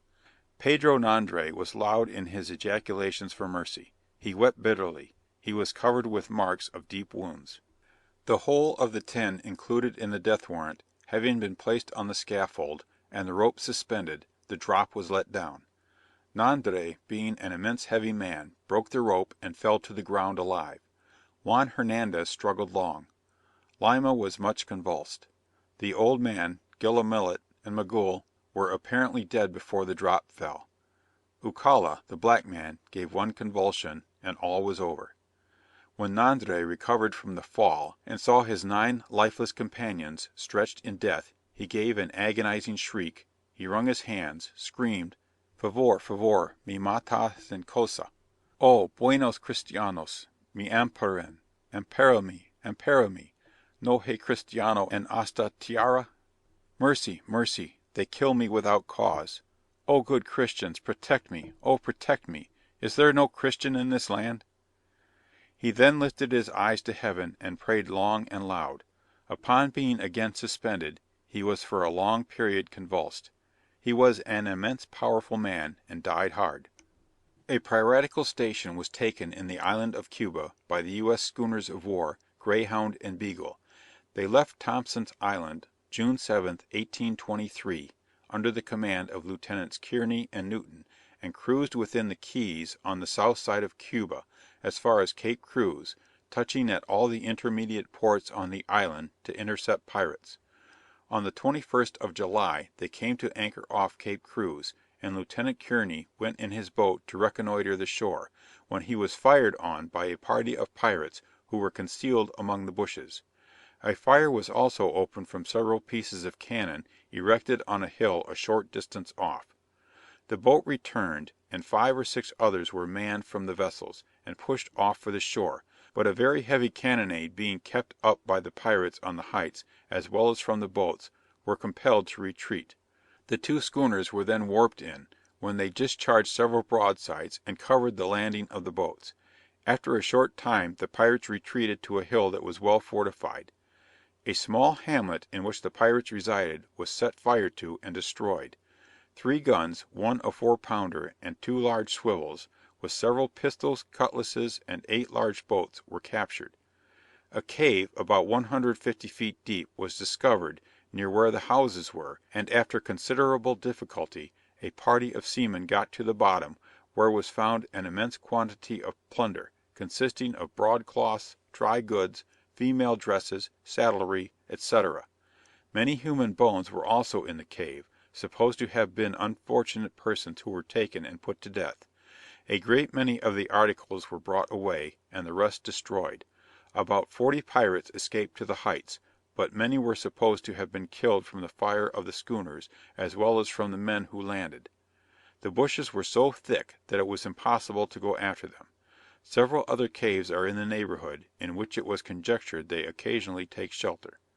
In 1823 Commodore Porter commanded the United States squadron in these seas. Much good was done in preventing new acts of piracy, but these wretches kept aloof and did not venture to sea as formerly, but some were taken. Almost every day furnished accounts evincing the activity of Commodore Porter and the officers and men under his command, but for a long time their industry and zeal was rather shown in the suppression of piracy than the punishment of it. At length, however, an opportunity offered for inflicting the latter, as detailed in the following letter, dated Matanzas, July 10th, 1823. I have the pleasure of informing you of a brilliant achievement attained against the pirates on the 5th instant by 2 barges attached to Commodore Porter's squadron, the Gallinipper, Lieutenant Watson, 18 men, and the Mosquito, Lieutenant Inman, 10 men. The barges were returning from a cruise to windward, when they were near Jaguapa Bay, 13 leagues to windward of Matanzas. They entered it, it being a rendezvous for pirates. They immediately discovered a large schooner under way, which they supposed to be a patriot privateer, and as their stores were nearly exhausted, they hoped to obtain some supplies from her. They therefore made sail in pursuit. When they were within cannon shot distance, she rounded to and fired her long gun, at the same time run up the bloody flag, directing her course towards the shore, and continuing to fire without effect. When she had got within a short distance of the shore, she came to, with springs on her cable, continuing to fire, and when the barges were within 30 yards, they fired their muskets without touching boat or man. Our men gave 3 cheers, and prepared to board. The pirates, discovering their intention, jumped into the water, when the bargemen, calling on the name of Allen, commenced a destructive slaughter, killing them in the water and as they landed. So exasperated were our men that it was impossible for their officers to restrain them, and many were killed after orders were given to grant quarter. 27 dead were counted, some sunk, 5 taken prisoners by the bargemen, and 8 taken by a party of Spaniards on shore. The officers calculated that from 30 to 35 were killed. The schooner mounted a long 9-pounder on a pivot, and 4 4-pounders, with every other necessary armament, and a crew of 50 to 60 men, and ought to have blown the barges to atoms. She was commanded by the notorious Diablito, or Little Devil. This statement I have from Lieutenant Watson himself, and it is certainly the most decisive operation that has been effected against those murderers, either by the English or American force. This affair occurred on the same spot where the brave Allen fell about 1 year since. The prize was sent to Thompson's Island. A British sloop of war, about the same time, captured a pirate schooner off St. Domingo, with a crew of 60 men. She had $200,000 in specie, and other valuable articles on board. The brig Vestal sent another pirate schooner to New Providence. End of chapter 23, part 2. The Pirate's Own Book by Charles Ellms. Chapter 24. Adventures and Execution of Captain Jack Rackham.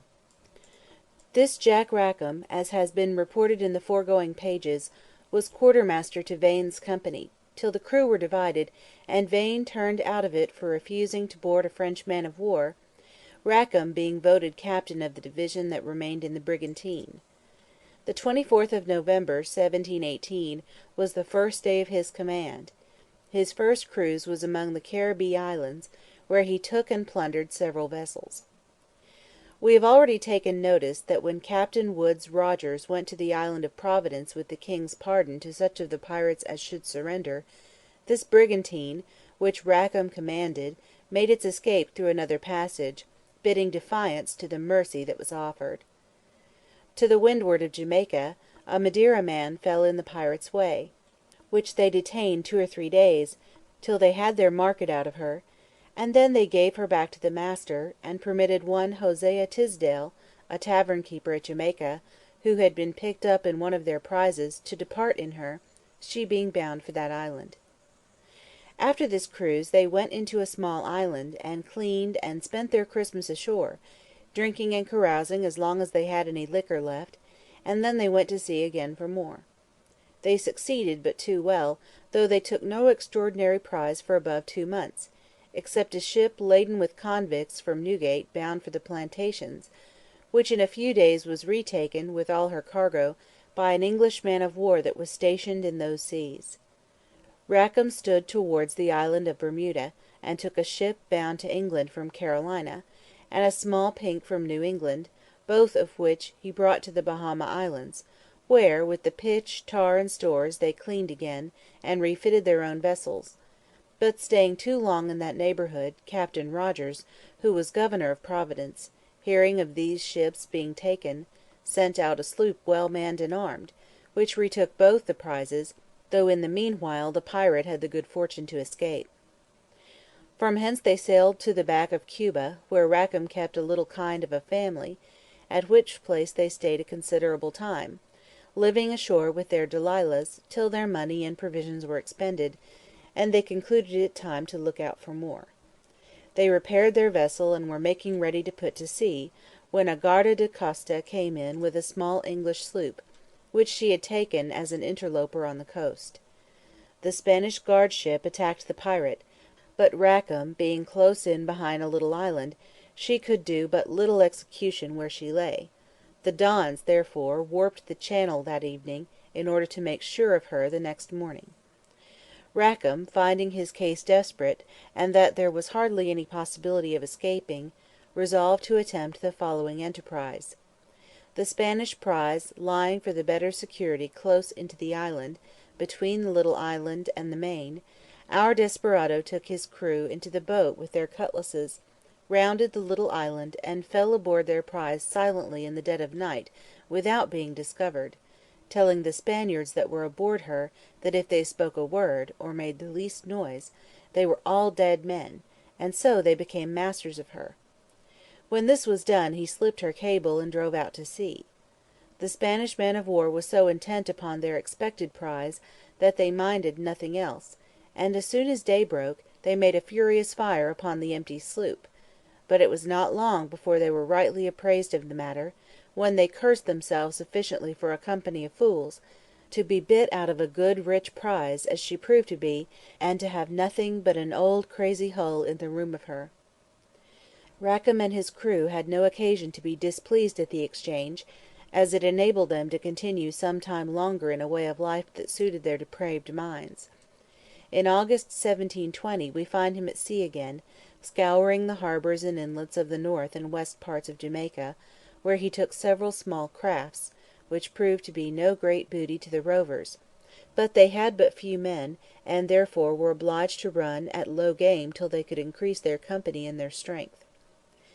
In the beginning of September they took 7 or 8 fishing boats in Harbour Island, stole their nets and other tackle, and then went off to the French part of Hispaniola, where they landed and took the cattle away, with 2 or 3 Frenchmen whom they found near the watering side, hunting wild hogs in the evening. The Frenchmen came on board, whether by consent or compulsion is not certainly known. They afterwards plundered 2 sloops, and returned to Jamaica, on the north coast of which island, near Porto Maria Bay, they took a schooner, Thomas Spenlow, master, it being then the 19th of October. The next day Rackham, seeing a sloop in Dry Harbour Bay, stood in and fired a gun; the men all ran ashore, and he took the sloop and lading; but when those ashore found that they were pirates, they hailed the sloop, and let them know they were all willing to come on board of them. Rackham's coasting the island in this manner proved fatal for him, which intelligence of his expedition came to the governor by a canoe which he had surprised ashore in Ocho Bay. Upon this a sloop was immediately fitted out, and sent round the island in quest of him, commanded by Captain Barnet, and manned with a good number of hands. Rackham, rounding the island, and drawing round the western point, called at Point Negril, saw a small pettiaga, which, at the sight of the sloop, ran ashore and landed her men, when one of them hailed her. Answer was made that they were Englishmen, and begged the pettiaga's men to come on board and drink a bowl of punch, which they prevailed upon them to do. Accordingly the company, in an evil hour, came all aboard of the pirate, consisting of 9 persons. They were armed with muskets and cutlasses, but what was their real design in so doing we will not pretend to say. They had no sooner laid down their arms and taken up their pipes, than Barnet's sloop, which was in pursuit of Rackham's, came in sight. The pirates, finding she stood directly towards them, feared the event, and weighed their anchor, which they had but lately let go, and stood off. Captain Barnet gave them chase, and having advantage of little breezes of wind which blew off the land, came up with her, and brought her into Port Royal, in Jamaica. About a fortnight after the prisoners were brought ashore, viz., November 16, 1720, Captain Rackham and 8 of his men were condemned and executed. Captain Rackham and 2 others were hung in chains. But what was very surprising was the conviction of the 9 men that came aboard the sloop on the same day she was taken. They were tried at an adjournment of the court on the 24th of January, the magistracy waiting all that time, it is supposed, for evidence to prove the piratical intention of going aboard the sloop, for it seems that there was no act or piracy committed by them, as appeared by the witnesses against them, 2 Frenchmen, taken by Rackham off the island of Hispaniola,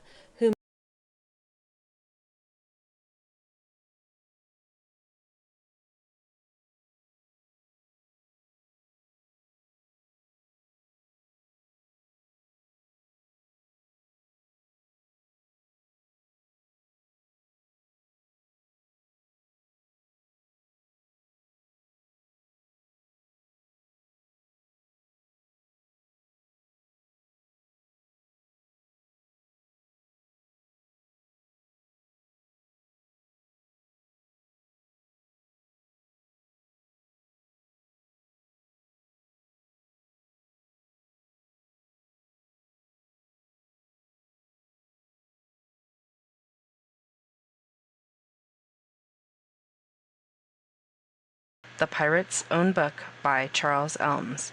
Chapter 25. The Life and Exploits of Anne Bonny.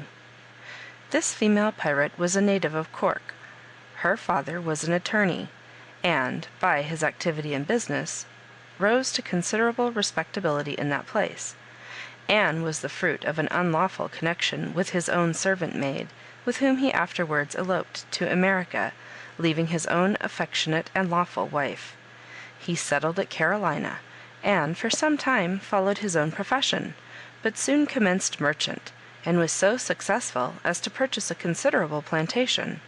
There he lived with his servant in the character of his wife, but she dying, his daughter Anne superintended the domestic affairs of her father.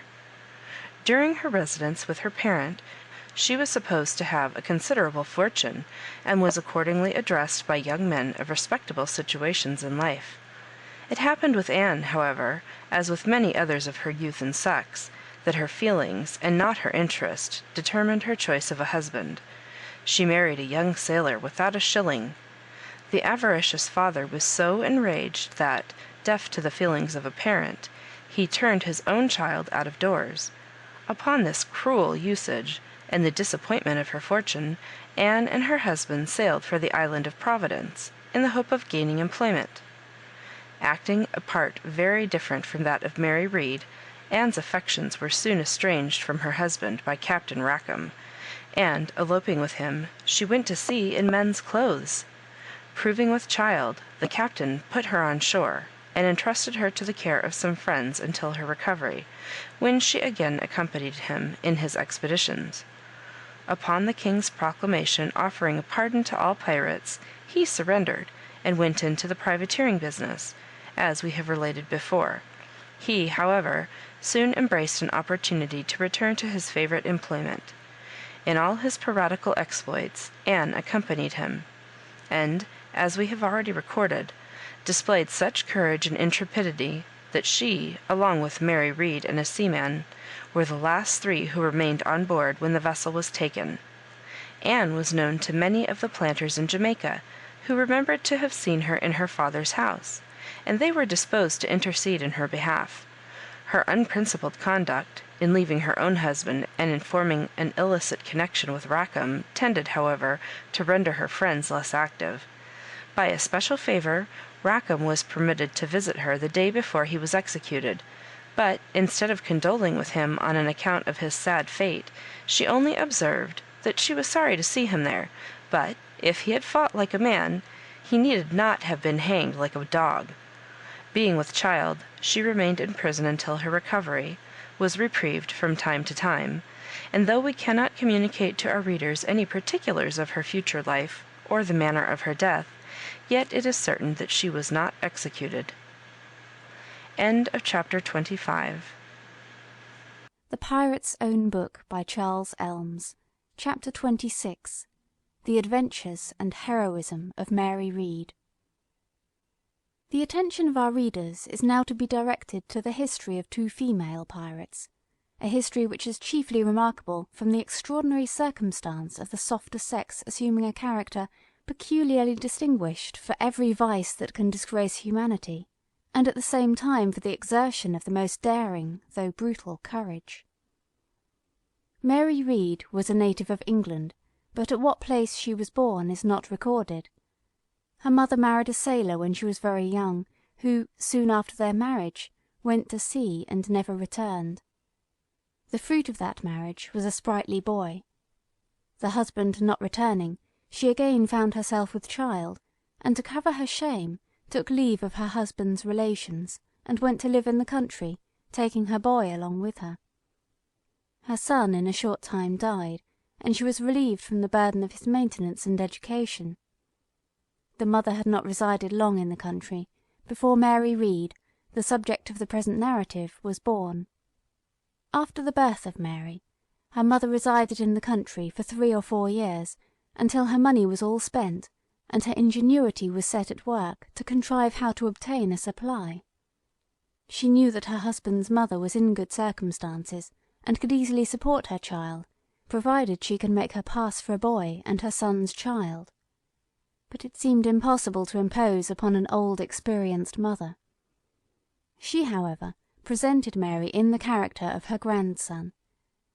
The old woman proposed to take the boy to live with her, but the mother would not on any account part with her boy. The grandmother therefore allowed £1 per week for his support. The ingenuity of the mother being successful, she reared the daughter as a boy. But as she grew up, she informed her of the secret of her birth, in order that she might conceal her sex. The grandmother, however, dying, the support from that quarter failed, and she was obliged to hire her out as a footboy to a French lady. The strength and manly disposition of this supposed boy increased with her years, and leaving that servile employment, she engaged on board a man-of-war. The volatile disposition of the youth did not permit her to remain long in this station, and she next went into Flanders, and joined a regiment of foot as a cadet. Though in every action she conducted herself with the greatest bravery, yet she could not obtain a commission, as they were in general bought and sold. She accordingly quitted that service, and enlisted into a regiment of horse. There she behaved herself so valiantly that she gained the esteem of all her officers. It however happened that her comrade was a handsome young Fleming, and she fell passionately in love with him. The violence of her feelings rendered her negligent of her duty, and effected such a change in her behaviour as attracted the attention of all. Both her comrade and the rest of the regiment deemed her mad. Love, however, is inventive, and as they slept in the same tent, she found means to discover her sex without any seeming design.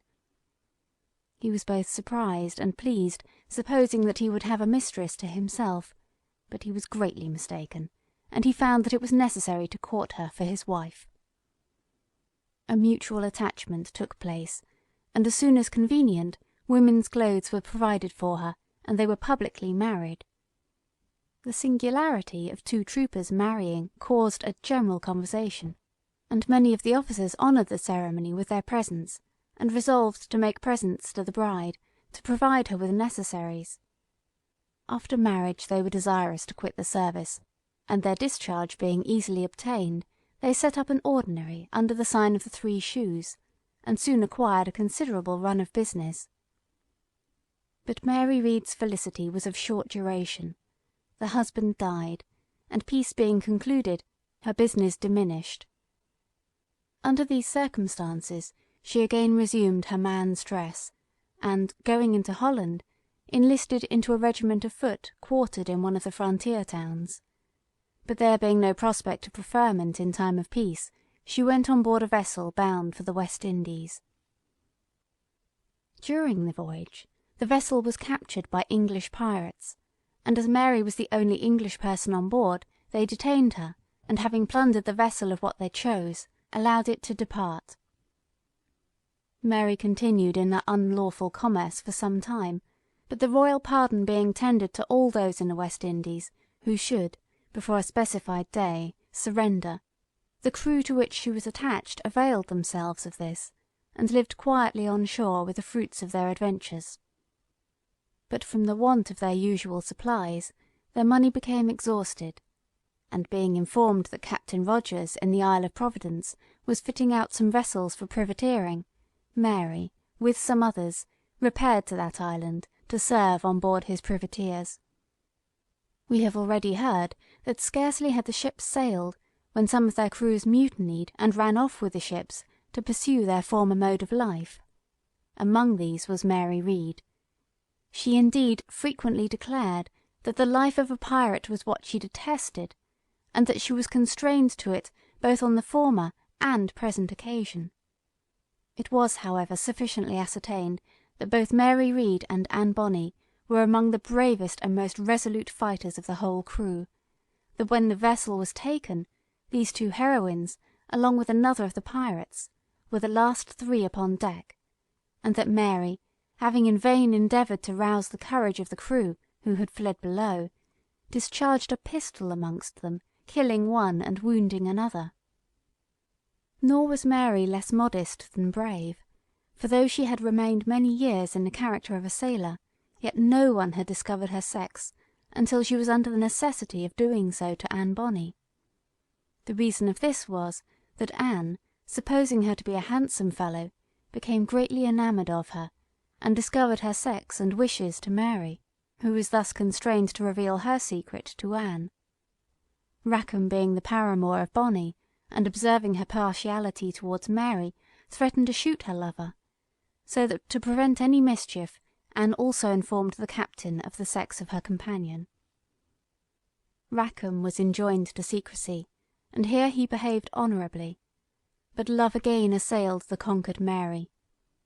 It was usual with the pirates to retain all the artists who were captured in the trading vessels. Among these was a very handsome young man, of engaging manners, who vanquished the heart of Mary. In a short time her love became so violent that she took every opportunity of enjoying his company and conversation, and, after she had gained his friendship, discovered her sex. Esteem and friendship were speedily converted into the most ardent affection, and a mutual flame burned in the hearts of these two lovers. An occurrence soon happened that put the attachment of Mary to a severe trial. Her lover having quarrelled with one of the crew, they agreed to fight a duel on shore. Mary was all anxiety for the fate of her lover, and she manifested a greater concern for the preservation of her life than that of her own, but she could not entertain the idea that he could refuse to fight, and so be esteemed a coward. Accordingly, she quarrelled with the man who challenged her lover, and called him to the field 2 hours before his appointment with her lover, engaged him with sword and pistol, and laid him dead at her feet. Though no esteem or love had formerly existed, this action was sufficient to have kindled the most violent flame, but this was not necessary, for the lovers' attachment was equal, if not stronger than her own. They pledged their faith, which was esteemed as binding as if the ceremony had been performed by a clergyman. Captain Rackham one day, before he knew that she was a woman, asked her why she followed a line of life that exposed her to so much danger, and at last to the certainty of being hanged. She replied that, as to hanging, she thought it no great hardship, for were it not for that, every cowardly fellow would turn pirate, and so infest the seas, and men of courage would starve. That if it were put to her choice, she would not have the punishment less than death, the fear of which kept some dastardly rogues honest. That many of those who are now cheating the widows and orphans, and oppressing their poor neighbours who have no money to obtain justice, would then rob at sea, and the ocean would be as crowded with rogues as the land, so that no merchants would venture out, and the trade in a little time would not be worth following.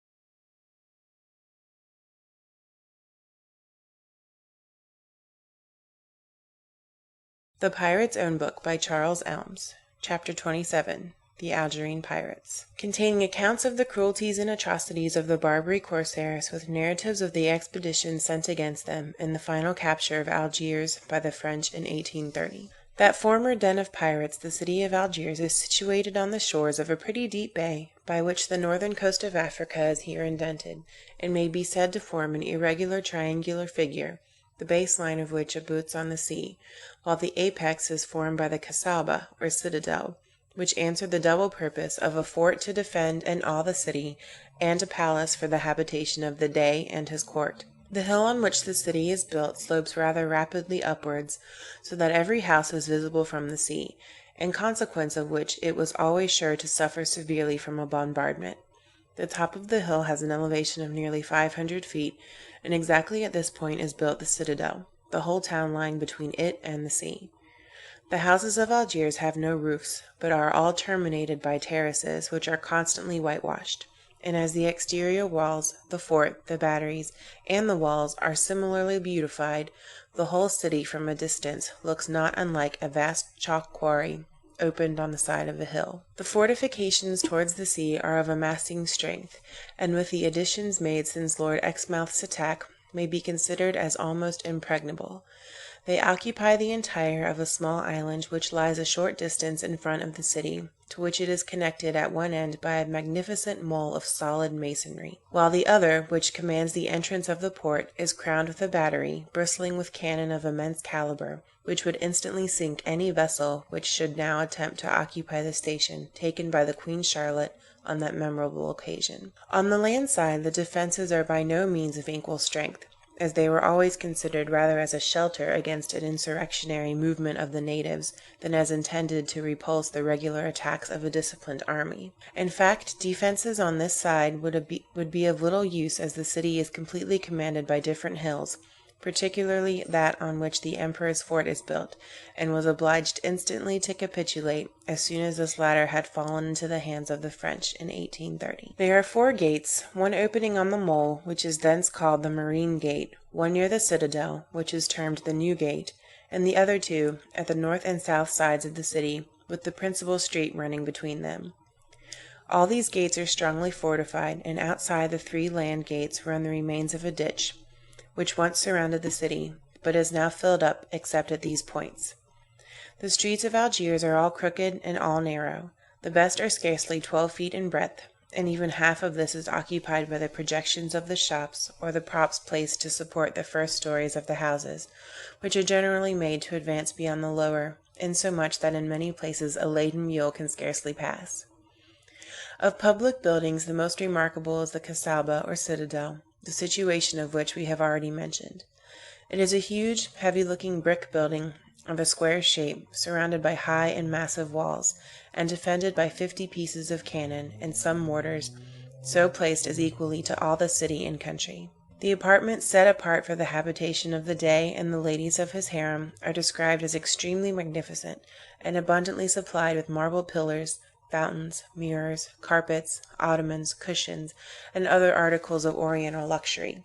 There are others no less valuable and curious, such as the armory, furnished with weapons of every kind, of the finest manufacture, and in the greatest abundance; the treasury, containing not only a profusion of the precious metals, coined or in ingots, but also diamonds, pearls, rubies, and other precious stones of great value; and lastly, the storerooms of immense extent, in which were piled up the richest silk stuffs, velvets, brocades, together with wool, wax, sugar, iron, lead, saber blades, gun barrels, and all the different productions of the Algerine territories. For the Dey was not only the first robber, but the first merchant in his own dominions. Next to the Cassaubah, the mole with the marine forts presented the handsomest and most imposing pile of buildings. The mole is no less than 1,300 feet in length, forming a beautiful terrace walk, supported by arches, beneath which lay splendid magazines, which the French found filled with spars, hemp, cordage, cables, and all manner of marine stores. At the extremity of the mole lay the barracks of the Janissaries, entrusted with the defence of the marine forts, and consisting of several small separate chambers, in which they each slept on sheepskin mats, while in the centre was a long, handsome coffee-room. The bagnios were the buildings in which Europeans for a long time felt the most interest, inasmuch as it was in these that the Christian slaves taken by the corsairs were confined. For many years previous to the French invasion, however, the number of prisoners had been so trifling that many of these terrific buildings had fallen into decay, and presented, when the French army entered Algiers, little more than piles of mouldering ruins. The inmates of the bagnio, when taken by the French, were the crews of 2 French brigs, which a short time before had been wrecked off Cape Bingut, a few French prisoners of war made during their advance, and about 20 Greek and Genoese sailors, who had been there for 2 years, in all about 120. They represented their condition as bad, though by no means so deplorable as it would have been in former days. The prison was at first so close that there was some danger of suffocation, to avoid which the Turks made holes in the walls, but as they neglected to supply these with windows or shutters of any kind, there was no means of excluding wind or rain, from which consequently they often suffered. We shall only trace these pirates back to about the year 1500, when Selim, king of Algiers, being invaded by the Spaniards, at last entreated the assistance of the famous corsair Rouge Rice, better known by his European name, Barbarossa, composed of two Italian words signifying red beard. Nothing could be more agreeable than the number of hardihood of his naval exploits had been such an invitation to this ambitious robber, who elated by for some time considering how he might best establish his power by land. Accordingly, attended by 5,000 picked men, he entered Algiers, made himself master of the town, assassinated Selim, and had himself proclaimed king in his stead. And thus was established that nest of pirates, fresh swarms from which never ceased to annoy Christian commerce and enslave Christian mariners, until its late final destruction by the French expedition in 1830. In a piratical career of many centuries, the countless thousands who have been taken, enslaved, and perished in bondage by these monsters should long ago have drawn upon them the united vengeance of all Christendom. Many a youth of family and fortune, of delicate constitution, has been captured and sold in the slave market. His labor through the long hot days would be to cleanse out the foul bed of some large empty reservoir, where he would be made to strip, and, descending into the pond, bring up in his arms the black stinking mud, heaped up and pressed against his bosom, or to labor in drawing huge blocks of stone to build the mole, or in building and repairing the fortifications, with numerous other painful and disgusting tasks. The only food was a scanty supply of black bread, and occasionally a few decayed olives, or sheep which had died from some disorder. At night they were crowded into that most horrid of prisons, the bagnio, to sleep on a little filthy straw amidst the most noisome stenches, their limbs in chains, and often receiving the lash. Occasionally an individual would be ransomed, when his story would draw tears of pity from all who heard it. Ladies were frequently taken by these monsters and treated in the most inhuman manner, and sometimes whole families were enslaved. Numerous facts of the most heartrending description are on record, but our limits oblige us to be brief. A Spanish lady, the wife of an officer, with her son, a youth of 14, and her daughter, 6 years old, were taken in a Spanish vessel by the Algerines. The barbarians treated her and both her children with the greatest inhumanity. The eldest they kept in chains, and the defenseless little one they wantonly treated so ill that the unhappy mother was often nearly deprived of her reason at the blows her infant received from these wretches, who plundered them of everything.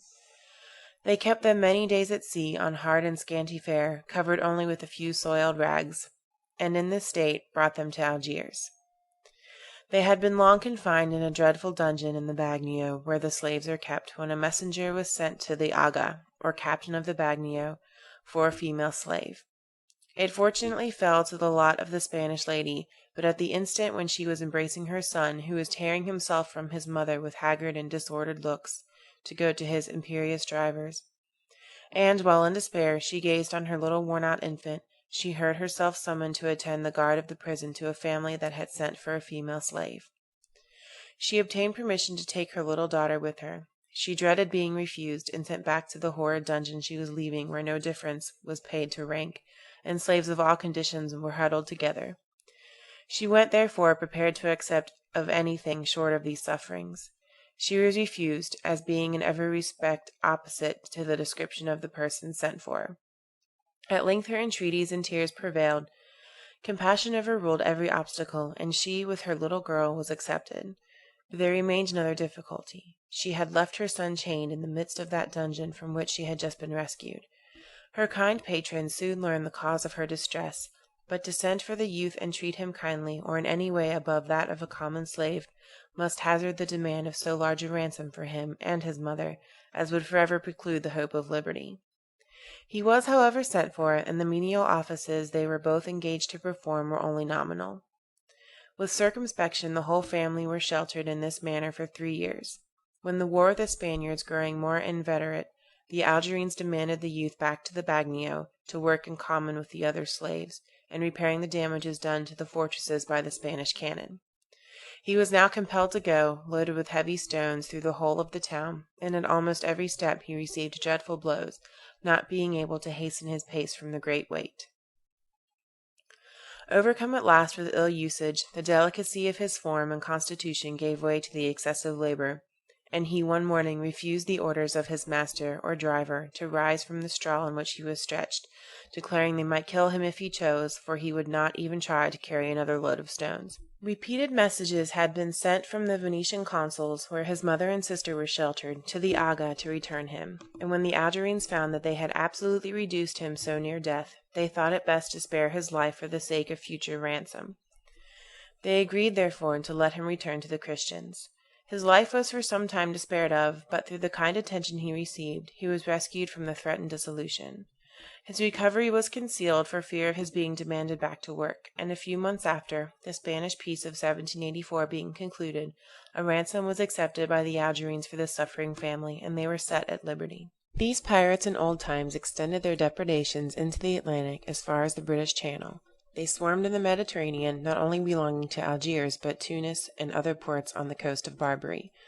Their corsairs making descents on the coasts of those countries which border on the Mediterranean, pillaging the villages and carrying off the inhabitants into slavery. The corsairs were vessels of different descriptions, some large armed ships and latterly frigates, others were row galleys and the various craft used by the nations which navigate that sea, and had been taken by them and added to their marine. Upon the slaves being landed at Algiers, they were marched to the Dey's or Bashal's palace, when he selected the number which according to law belonged to him, and the rest were sold in the slave market to the highest bidder. A moiety of the plunder, cargoes and vessels taken also belonged to the Dey. Occasionally a person pretending to renounce his religion and turning Mahometan would have his sufferings mitigated. The most desperate attempts were sometimes made to effect an escape from these ruthless monsters, which occasionally succeeded. In 1644, William Oakley and 4 companions escaped from Algiers in a most miraculous manner in a canvas boat. There was at this time an English clergyman, Mr. Spratt, in captivity, and the wretched slaves had the privilege of meeting in a cellar where he would pray with them. Oakley had got into the good graces of his master, and was allowed his time by giving his master $2 a month. He traded in tobacco and a few trifling articles, so that a strict watch was not kept on his movements. He conceived the project of making a canvas boat. He says, I now first opened my design to my comrades, informing them that I had contrived the model of a boat, which, being formed in pieces and afterwards put together, might be the means of our deliverance. They greedily grasped at the prospect, but cooler reflection pointed out difficulties innumerable. Some of them started objections which they thought insuperable, and these I endeavored to overrule.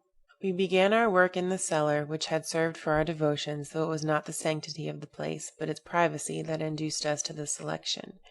We first provided a piece of wood 12 feet long, and that it might escape observation, it was cut in two, being jointed in the middle.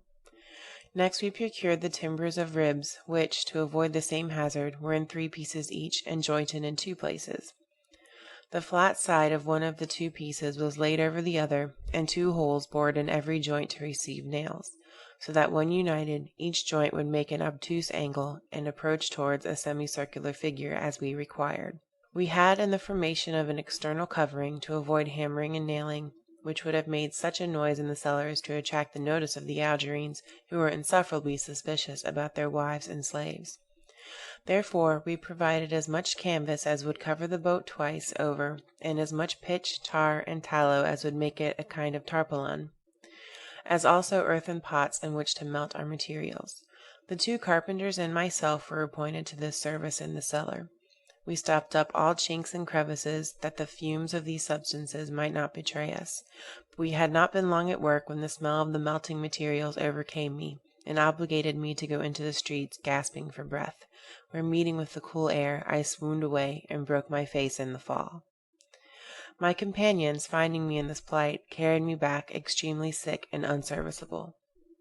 Before long, I heard one of them complain of sickness, and thus he could proceed no further. Therefore I saw if we abandoned our project this night, it might not be resumed, which made me resolve to set the cellar door wide open, while I stood sentinel to give notice of approaching danger.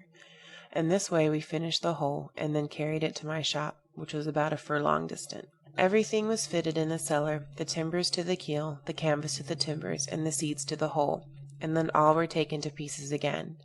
It was a matter of difficulty, however, to get the pieces conveyed out of the city, but William Adams carried the keel and hid it at the bottom of a hedge. The rest was carried away with similar precautions.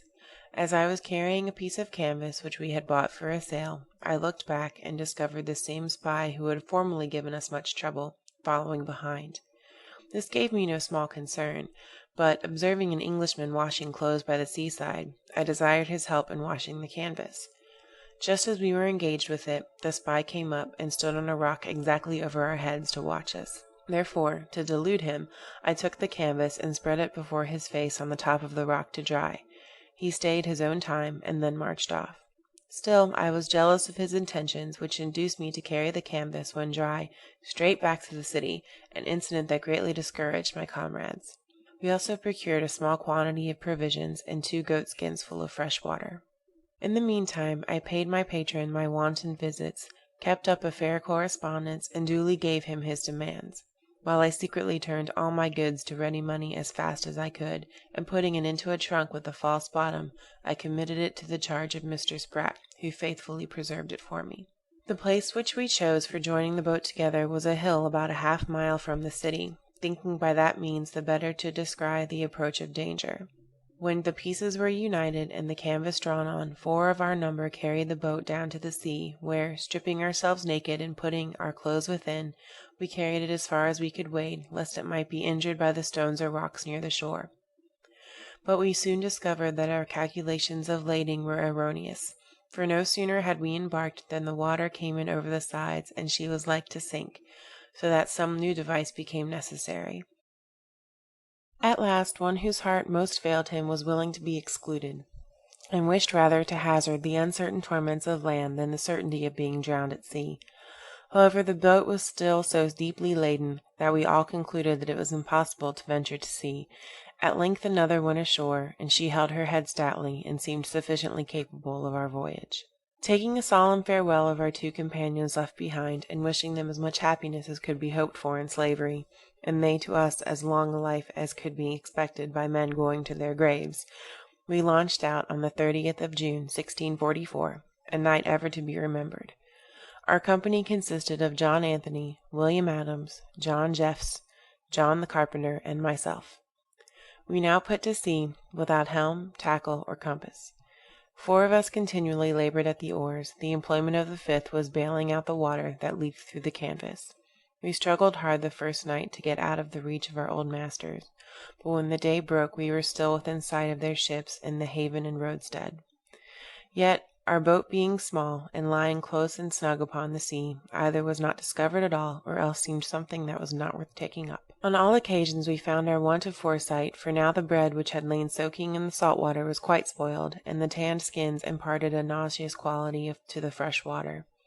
So long as bread was bread, we made no complaints. With careful economy it lasted 3 days, but then pale famine, which is the most horrible shape in which death can be painted, began to stare us in the face. The expedients on which we fell to assuage our thirst rather inflamed it, and several things added to our distress.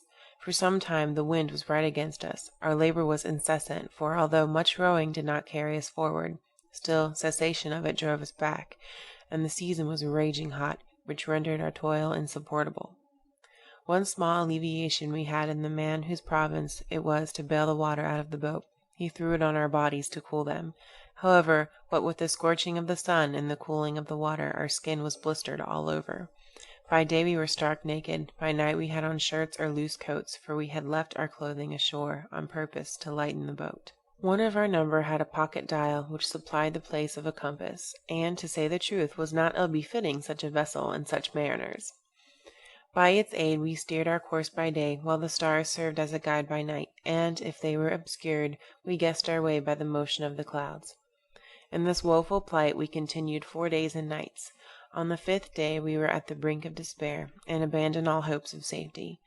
Thence we ceased our labor, and laid aside our oars, for either we had no strength left to use them, or were reluctant to waste the little we had to no purpose.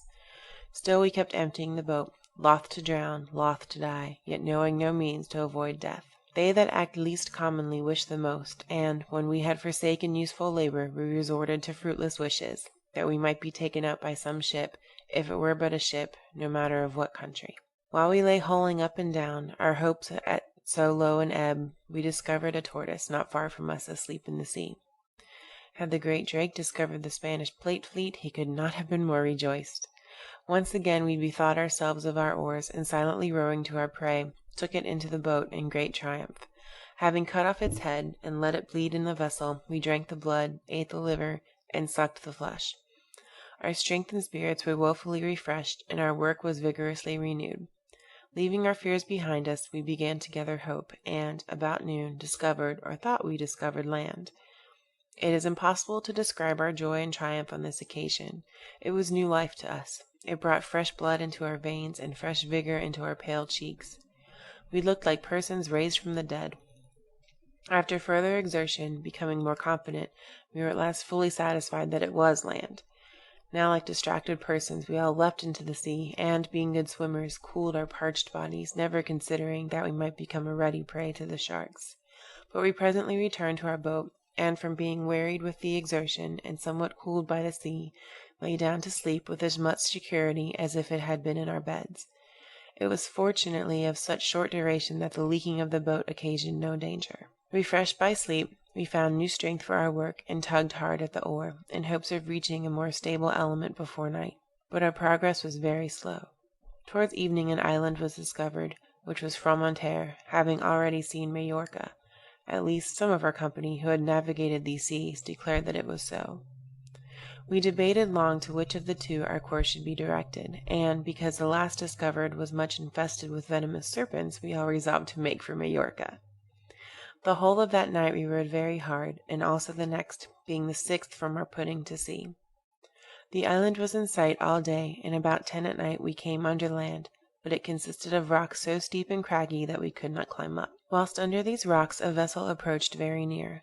Let the reader conceive our apprehensions, after all our toil and labour, of being seized by some Turkish privateer, such as are never off the seas. Thus we were obliged to lie close, and, when the vessel had passed, we crept gently along the coast, as near as we durst to the shore, until finding a suitable place to receive our weather-beaten boat. We were not insensible of our deliverance on reaching land, though, like men just awakened from a dream, we could not duly appreciate the greatness of it. Having had no food since we got the tortoise, John Anthony and myself set out in search of fresh water, and 3 remained with the boat. Before proceeding far, we found ourselves in a wood, which created great embarrassment. My comrade wished to go one way, and I wished to go another. How frail and impotent a being is man! That we, whom common dangers by sea had united, should now fall out about our own inclinations at land. Yet so we did.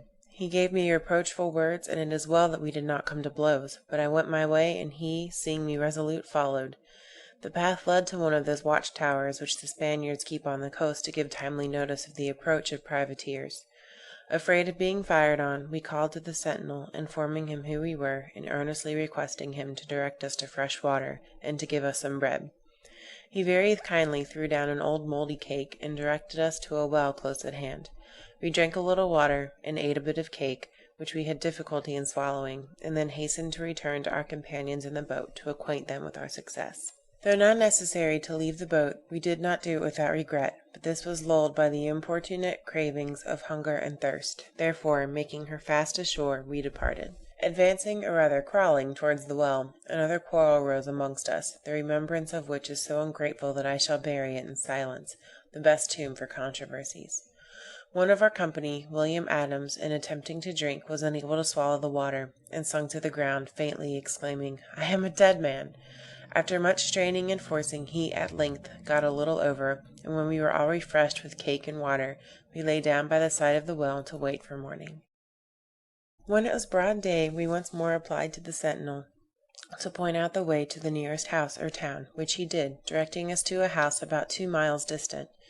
But our feet were so raw and blistered by the sun that it was long before we could get this short journey over. And then the owners of the house, concluding from our garb that we came with a pilfering design, presented a fowling piece, charging us to stand. The first of our number who could speak the language of the country mildly endeavored to undeceive him, saying we were a company of poor creatures, whom the wonderful providence of God had rescued from the slavery of Algiers, and hoped that he would show mercy to our afflictions. The honest farmer, moved with our relation, sent out bread, water, and olives.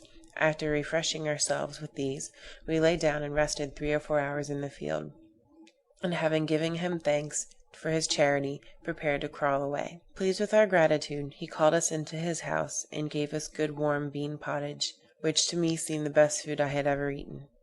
Again taking leave, we advanced towards Majorca, which was about 10 miles distant. Next morning we arrived in the suburbs, where the singularity of our attire, being barefoot and bare-legged, and having nothing on except loose shirts drawn over our coats, attracted a crowd of inquirers. We gave a circumstantial account of our deliverance, and as they were willing to contribute to our relief, they supplied us with food, wine, strong waters, and whatever else might renovate our exhausted spirits.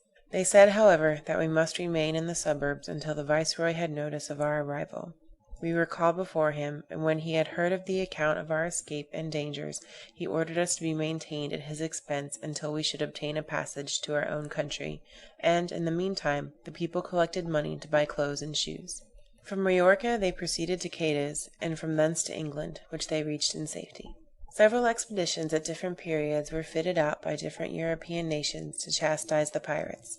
The Emperor Charles V, in the plenitude of his power, sailed with a formidable armament in the year 1541, and effected a landing. Without doubt he would have taken the city if a terrible storm had not risen, which destroyed a great part of his fleet and obliged him to re-embark with his shattered forces in the greatest precipitation. The exultation of the Algerines was unbounded. They now looked on themselves as the special favorites of heaven, and the most powerful army which had ever attempted their subjection had returned with the loss of 1/3 their number, and a great part of its ships and transports. Prisoners had been taken in such abundance that to show their worthlessness they were publicly sold in the marketplace at Algiers, at an onion a head. For nearly a century after this, little occurs of note in Algerine history, except a constant system of piracy. In 1655 the British Admiral Blake gave them a drubbing. The French were the next to attack these common enemies of Europe. Admiral Duguesne commanded the expedition, and after bombarding the place a short time, the Dey himself soon began to be terrified at the destruction these new engines of naval war made, when an unfavorable wind arising compelled the fleet to make all sail for Toulon. Relieved from the terror of immediate destruction, the Algerines returned to their old ways, making descents on the coast of Provence, where they committed the most dreadful ravages, killing, burning, and destroying all that came in their way. The Dey also recovered not only his courage but his humor, for learning what a large sum the late expedition against his city had cost, he sent to say that if Louis would give him half the money he would undertake to burn the whole city to please him. The French accordingly sent a new expedition under the same officers the next year. Duguesne again sailed, and in front of the city was joined by Marquis d'Affranville at the head of 5 other stout ships.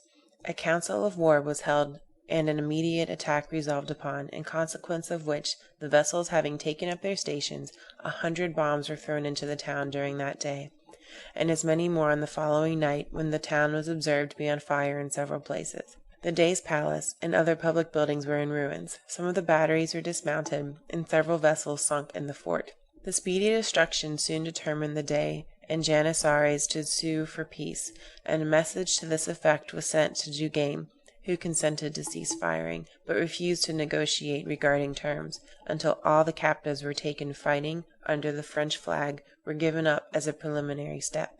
This was agreed to, and 142 prisoners immediately sent off. In the meantime, the soldiery, becoming furious, assassinated the Dey and elected a new one, who ordered the flag to be hoisted on the city walls. Hostilities were now renewed with greater fury than before, and the French admiral threw such volleys of bombs into the city that in less than 3 days the greatest part of it was reduced to ashes, and the fire burnt with such vehemence that the bay was illuminated to the distance of 2 or 3 leagues.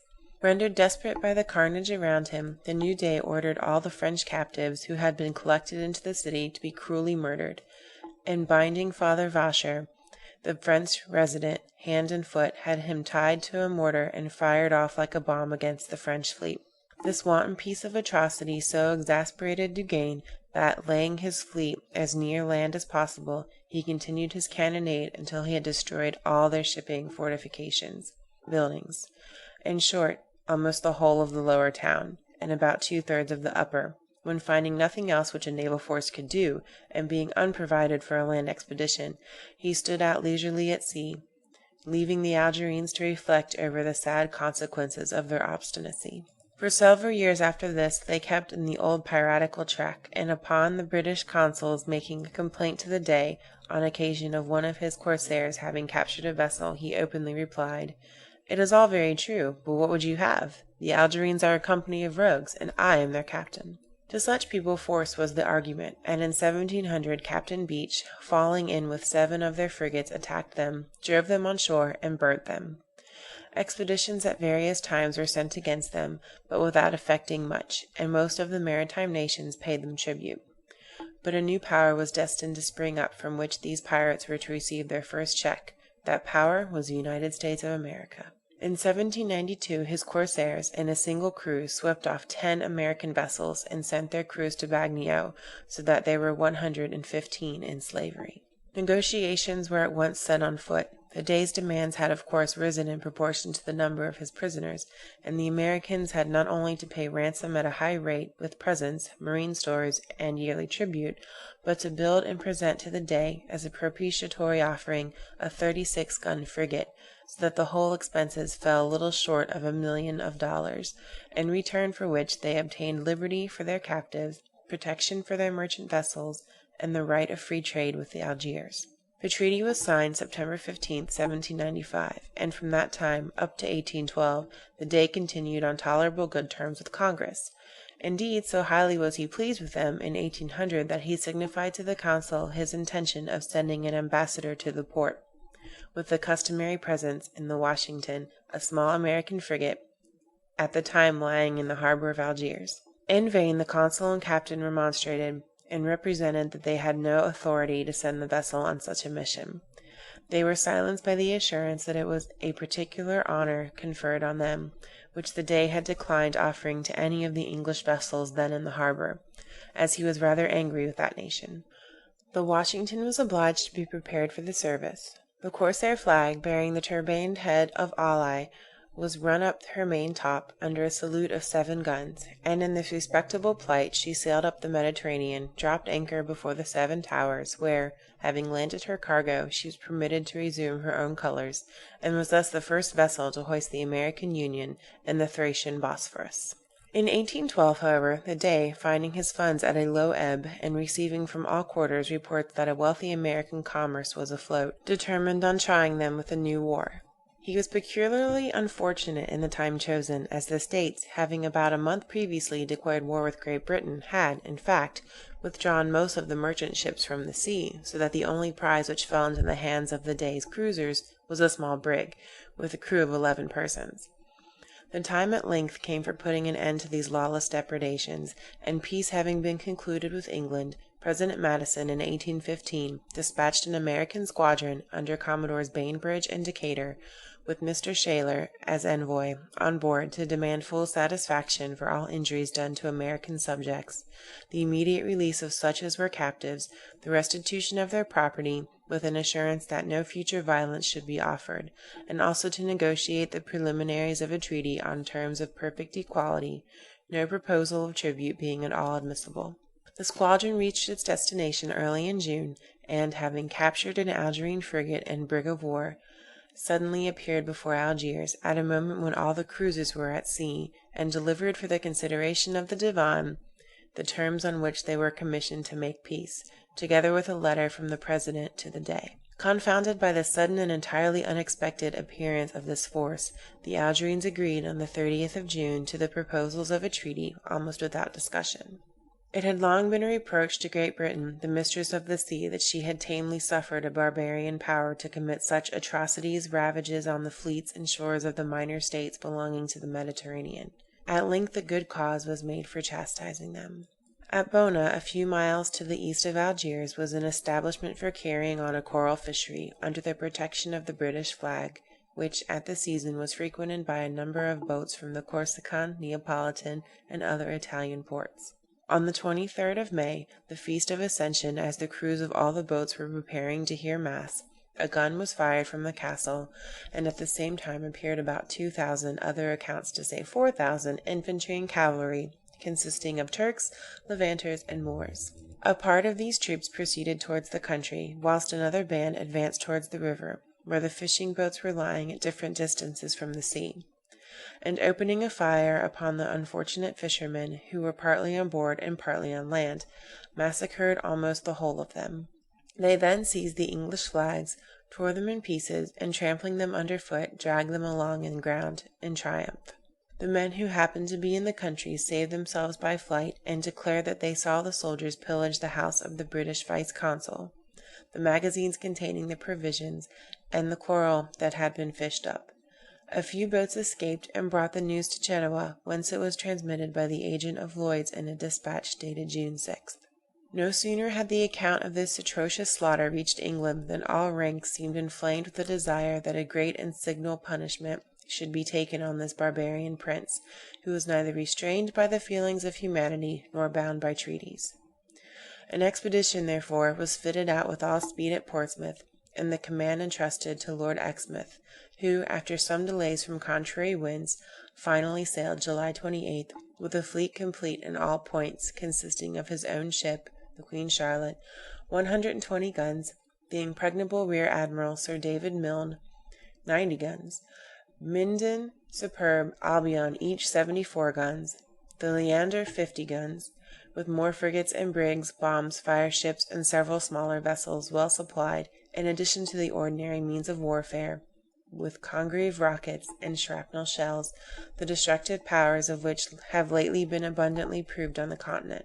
August 9th, the fleet anchored at Gibraltar, and was there joined by the Dutch Admiral Van Capellen, commanding 5 frigates and a corvette, who had been already at Algiers, endeavoring to deliver slaves, but being refused, and finding his force insufficient, had determined on joining himself with the English squadron, which it was understood was under way. Meanwhile, the Prometheus, Captain Dashwood, had been sent forward to Algiers to bring off the British consul and family, but could only succeed in getting his wife and daughter, who were obliged to make their escape, disguised in midshipman's uniform; for the Dey, having heard through some French papers of the British expedition, had seized the consul, Mr. Macdonell, and put him in chains, and hearing of the escape of his wife, immediately ordered the detention of 2 boats of the Prometheus, which happened to be on shore, and made slaves of the crews, amounting to 18 men. This new outrage was reported to Lord Exmouth soon after leaving Gibraltar, and of course added not a little to his eagerness to reach Algiers. He arrived off Algiers on the morning of the 27th of August, and sent in his interpreter, Mr. Salame, with Lieutenant Burgess, under a flag of truce, bearing a letter for the Dey, demanding reparation. Meantime, a light breeze sprung up, and the fleet advanced into the bay and lay to, at about a mile off Algiers. It was now, says Mr. Salame, in his entertaining narrative, 2:30, and no answer coming out, notwithstanding we had stayed half an hour longer than our instructions, and the fleet being almost opposite the town, with a fine breeze, we thought proper, after having done our duty, to lose no more time, but to go on board and inform his lordship of what had happened. Mr. Burgess, the flag lieutenant, having agreed with me, we hoisted the signal that no answer had been given, and began to row away towards the Queen Charlotte. After I had given a report to the admiral of our meeting the captain of the port, and our waiting there, etc., I was quite surprised to see how his lordship was altered from what I left him in the morning. For I knew his manner was in general very mild, and now he seemed to me all fightful as a fierce lion, which had been chained in its cage, and was set now at liberty. With all that, his lordship's answer to me was, "Never mind, we shall see now," and at the same time he turned towards the officers, saying, "Be ready," whereupon I saw every one with the match or the string of the lock in his hand, most anxiously expecting the word "Fire!" No sooner had Salome returned than his lordship made the signal to know whether all the ships were ready, which being answered in the affirmative, he directly turned the head of the Queen Charlotte towards the shore, and to the utter amazement of the Algerines ran across all the batteries without firing or receiving a single shot, until he brought up within 80 yards of the south end of the mole, where he lashed her to the mainmast of an Algerine brig, which he had taken as his direction, and had then the pleasure of seeing all the rest of the fleet, including the Dutch frigates, taking up their assigned stations with the same precision and regularity. The position in which the Charlotte was laid was so admirable that she was only exposed to the fire of 3 or 4 flanking guns, while her broadside swept the whole batteries, and completely commanded the mole and marine, every part of which could be seen distinctly from her quarter-deck. Up to this moment not a shot had been fired, and the batteries were all crowded with spectators, gazing in astonishment at the quiet and regularity which prevailed through all the British ships, and the dangerous vicinity in which they placed themselves to such formidable means of defence. Lord Exmouth, therefore, began to conceive hopes that his demands would still be granted. But the delay, it appeared, was caused by the Algerines being completely unprepared for so very sudden an approach, insomuch that their guns were not shotted at the moment when the Queen Charlotte swept past them, and they were distinctly seen loading them as the other ships were coming into line. Anxious, if possible, to spare unnecessary effusion of blood, his lordship, standing on the quarter-deck, repeatedly waved his hat as a warning to the multitudes assembled on the mole to retire, but his signal was unheeded, and at 3:15 in the afternoon the first gun was fired at the Queen Charlotte from the eastern battery, and 2 more at the Albion and Superb, which were following. Then Lord Exmouth, having seen only the smoke of the gun before the sound reached him, said with great alacrity, "That will do. Fire, my fine fellows!" And I am sure that before his lordship had finished these words, our broadside was given with great cheering, which was fired 3 times within 5 or 6 minutes, and at the same time the other ships did the same. This first fire was so terrible that they say more than 500 persons were killed and wounded by it, and I believe this, because there was a great crowd of people in every part, many of whom after the first discharge I saw running away under the walls like dogs, walking upon their feet and hands. After the attack took place on both sides in this horrible manner, immediately the sky was darkened by the smoke, the sun completely eclipsed, and the horizon became dreary. Being exhausted by the heat of that powerful sun to which I was exposed the whole day, and my ears being deafened by the roar of the guns, and finding myself in the dreadful danger of such a terrible engagement, in which I had never been before, I was quite at a loss, and like an astonished or stupid man, and did not know myself where I was. At last his lordship, having perceived my situation, said, "You have done your duty, now go below." Upon which I began to descend from the quarter-deck, quite confounded and terrified, and not sure that I should reach the cockpit alive. For it was most tremendous to hear the crashing of the shot, to see the wounded men brought from one part, and the killed from the other, and especially at such a time to be found among the English seamen, and to witness their manners, their activity, their courage, and their cheerfulness during the battle. It is really most overpowering, and beyond imagination. The battle continued to rage furiously, and the havoc on both sides was very great. There were some awful moments, particularly when Algerine vessels so near our line were set on fire. The officers surrounding Lord Exmouth had been anxious for permission to make an attempt upon the outer frigate, distant about 100 yards. He at length consented, and Major Gossett of the Corps of Marines eagerly entreated and obtained permission to accompany Lieutenant Richards in the ship's barge. The frigate was instantly boarded, and, in 10 minutes, in a perfect blaze. A gallant young midshipman, although forbidden, was led by his too ardent spirit to follow in support of the barge, in which attempt he was desperately wounded, his brother officer killed, and 9 of the crew. The barge, by rowing more rapidly, escaped better, having but 1 killed. About sunset the Admiral received a message from Rear Admiral Milne, stating his severe loss in killed and wounded, amounting to 150, and requesting that, if possible, a frigate might be sent him to take off some of the enemy's fire. The Glasgow accordingly was ordered to get under way, but the wind having been laid by the cannonade, she was obliged again to anchor, having obtained a rather more favourable position. The flotilla of mortar, gun, and rocket boats, under the direction of their respective artillery officers, shared to the full extent of their powers the honours and toils of this glorious day.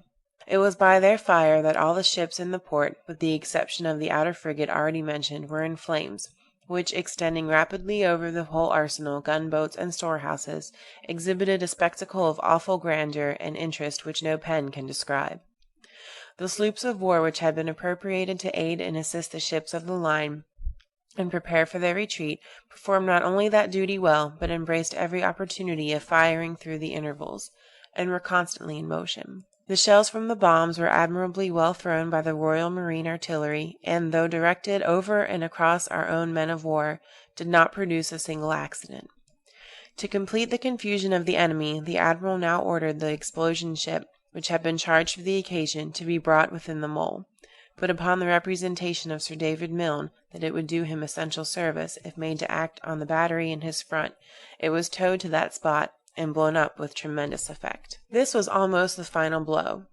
The enemy's fire had for some time been very slack, and now almost wholly ceased, except that occasionally a few shots and shells were discharged from the higher citadel, upon which the guns of the fleet could not be brought to bear. The admiral, who from the commencement had been in the hottest of the engagement, and had fired until his guns were so hot that they could, some of them, not be used again, now seeing that he had executed the most important part of his instructions, issued orders for drawing off the fleet. This was commenced in excellent order about 10 at night, and the usual breeze having set off from shore favored their maneuver, so that all hands being employed in warping and towing, the vessels were got safely into the bay, and anchored beyond reach of shot about 2 o'clock the next morning. So signal and well contested a victory could not have been gained without a considerable loss and suffering. It amounted in the English fleet to 128 men killed and 690 wounded, and the Dutch squadron to 13 killed and 52 wounded. Grand total 883. But the enemy suffered much more severely. They are computed to have lost, in killed and wounded, not less than between 6,000 and 7,000 men.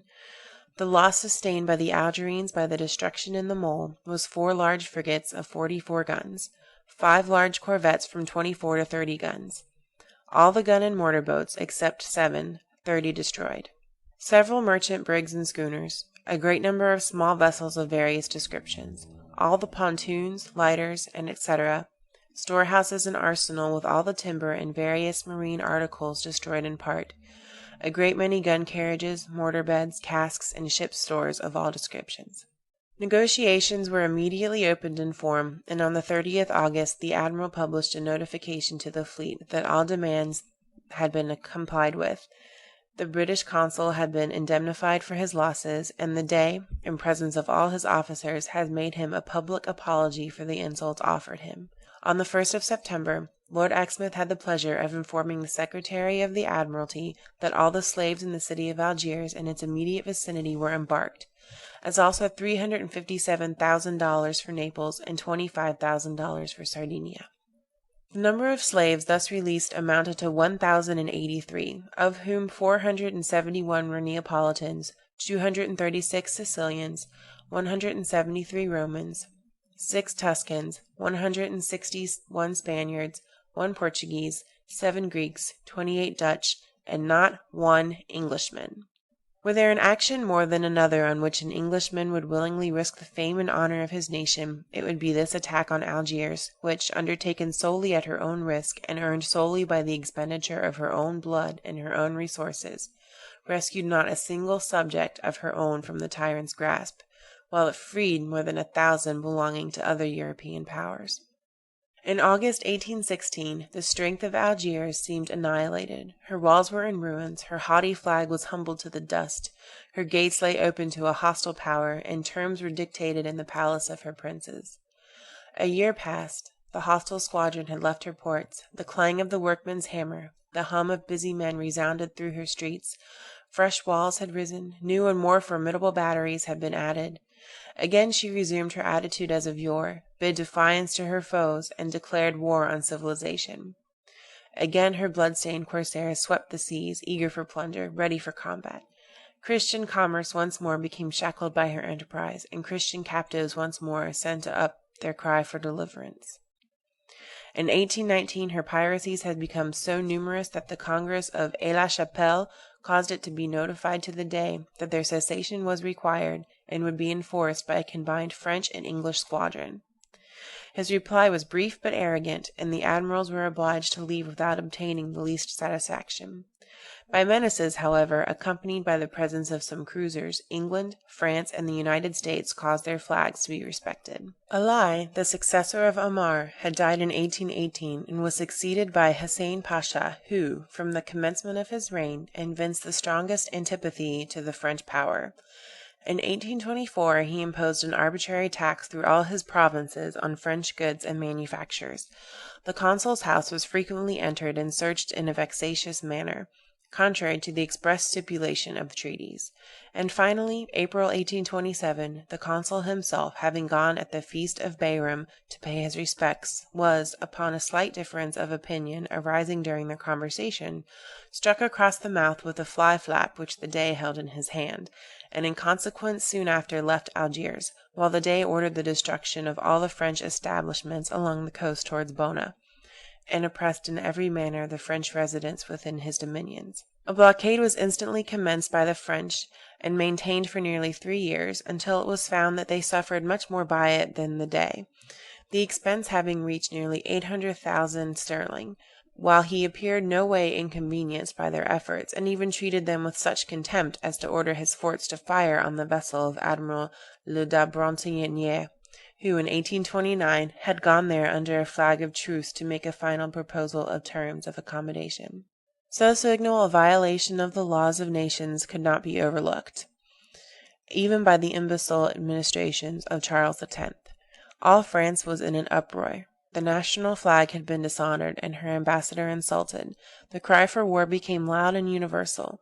Conferences on the subject were held. The oldest and most experienced mariners were invited by the minister at war to assist in his deliberations, and an expedition was finally determined on in the month of February 1830, to consist of about 37,000 men, a number which it was calculated would not only be sufficient to overcome all opposition which might be encountered, but to enable the French to reduce the kingdom to a province, and retain it in subjection for any length of time that might be considered advisable. No sooner was this decision promulgated than all the necessary preparations were commenced with the utmost diligence. It was now February, and the expedition was to embark by the end of April, so that no time could be lost. The arsenals, the navy, and military workships were all in full employment. Field and breaching batteries were mounted on a new principle lately adopted. Gabions, earth-bag, chevaux de frise, and projectiles were made in the greatest abundance. Maps, notes, and all the information that could be procured respecting Barbary were transmitted to the War Office, where their contents were compared and digested, and a plan of operations was drawn out. The commissariat were busy collecting provisions, wagons, and fitting out an efficient hospital train. A deputy commissary was dispatched to reconnoitre the coasts of Spain and the Balearic Islands, to ascertain what resources could be drawn from them, and negotiate with the king for leave to establish military hospitals at Port Mahon. 18 regiments of the line, 3 squadrons of cavalry, and different corps of artillery and engineers were ordered to hold themselves in readiness. 400 transports were assembled and chartered by government in the port of Marseilles, while the vessels of war, which were to form the convoy, were appointed their rendezvous in the neighborhood of Toulon. After some hesitation as to who should command this important expedition, the Count de Bourmont, then minister at war, thought fit to appoint himself, and his état-major was soon complete, Desprez acting as chief, and Tholoze as second in command. Maubert de Neuilly was chosen provost marshal, de Bartillat, who afterwards wrote an entertaining account of the expedition, quartermaster general, and de Carnay commissary general to the forces. In addition to these, there were about 20 aides de camp, orderlies, and young men of rank attached to the staff, together with a Spanish general, an English colonel, a Russian colonel and lieutenant, and 2 Saxon officers, deputed by their respective governments. There was also a section of engineer geographers whose business was to survey and map the country as it was conquered. And, says M. Roget, who was himself employed in the service we have just mentioned, and to whose excellent work, written in that capacity, we are so much indebted, 24 interpreters, the half of whom knew neither French nor Arabic, were attached to the different corps of the army, in order to facilitate their intercourse with the inhabitants. As the minister had determined on risking his own reputation on the expedition, the supplies were all, of course, of the completest kind, and in the greatest abundance. Provisions for 3 months were ordered. An equal quantity was to be forwarded as soon as the army had landed in Africa, and amongst the other materials furnished we observe, in looking over the returns, 30 wooden legs and 200 crutches, for the relief of the unfortunate heroes, a boring apparatus to sink pumps if water should run short, and a balloon, with 2 aeronauts, to reconnoitre the enemy's position, in case, as was represented to be their wont, they should entrench themselves under the shelter of hedges and brushwood. The French effected a landing at Sidi el Farouk, a small promontory about 5 leagues to the west of Algiers, and half a league to the east of the river Massafloran, where it discharges itself into the bay. On the 14th of June they all landed without opposition. After a continued series of engagement and skirmishes, the army got within cannon shot of Algiers, where they broke ground and began entrenching, and the French works being completed, the heavy breaching cannon were all mounted, and at daybreak on the 4th of July, General Lahitte, having assured himself by personal inspection that all was ready, ordered the signal rocket to be thrown, and at the same moment the whole French batteries opened their fire within point-blank distance, and with a report which shook the whole of Algiers and brought the garrison, who were little expecting so speedy an attack, running to their posts. The artillery was admirably served, and from one battery which enfiladed the fort, the balls were seen to sweep away at once an entire row of Algerine cannoneers from their guns. The Turks displayed the most undaunted courage. They answered shot for shot, supplied with fresh men in the places of such as were slain, stopped up with woolsacks the breaches made by the balls, replaced the cannon which the French fire had dismounted, and never relaxed their exertions for a moment. But the nature of their works was ill calculated to withstand the scientific accuracy with which the besiegers made their attack. Every ball now told, the tower in the center was completely riddled by shots and shells. The bursting of these latter had disabled great numbers of the garrison. By 7 o'clock the besieged had begun to retire from the most damaged part of their works. By 8:30 the whole outer line of defense was abandoned, and by 9 the fire of the fort was extinct. The Turkish general, finding opposition hopeless, had sent to the Dey for commands, and in reply was ordered to retreat with his whole remaining force to Casaba, and leave 3 negroes to blow up the fort. The tranquillity with which they performed the fatal task deserves record. The French, finding the enemy's fire to fail, directed all theirs toward effecting a practicable breach. The fort seemed to be abandoned. 2 red flags floated still on its outside line of defense, and a third on the angle towards the city. 3 negroes were seen calmly walking on the ramparts, and from time to time looking over, as if to examine what the progress the breach was making. One of them, struck by a cannon ball, fell, and the others, as if to revenge his death, ran to a cannon, pointed it, and fired 3 shots. At the third the gun turned over, and they were unable to replace it. They tried another, and as they were in the act of raising it, a shot swept the legs from under one of them. The remaining negro gazed for a moment at his comrade, drew him a little back, left him, and once more examined the breach. He then snatched one of the flags and retired to the interior of the tower. In a few minutes he reappeared, took a second, and descended. The French continued to cannonade, and the breach appeared almost practicable, when suddenly they were astounded by a terrific explosion, which shook the whole ground as with an earthquake. An immense column of smoke, mixed with streaks of flame, burst from the center of the fortress. Masses of solid masonry were hurled into the air to an amazing height, while cannon, stones, timbers, projectiles, and dead bodies were scattered in every direction. The negro had done his duty. The fort was blown up. In half an hour the French sappers and miners were at work repairing the smoking ruins. Their advanced guards had effected a reconnaissance along the side of the hill towards the fort Babazouna.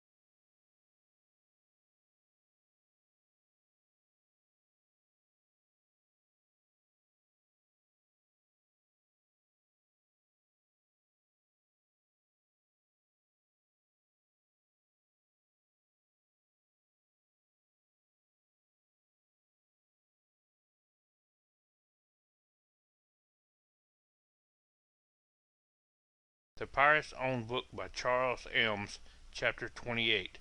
The Adventures, Trial, and Execution of Captain Gow.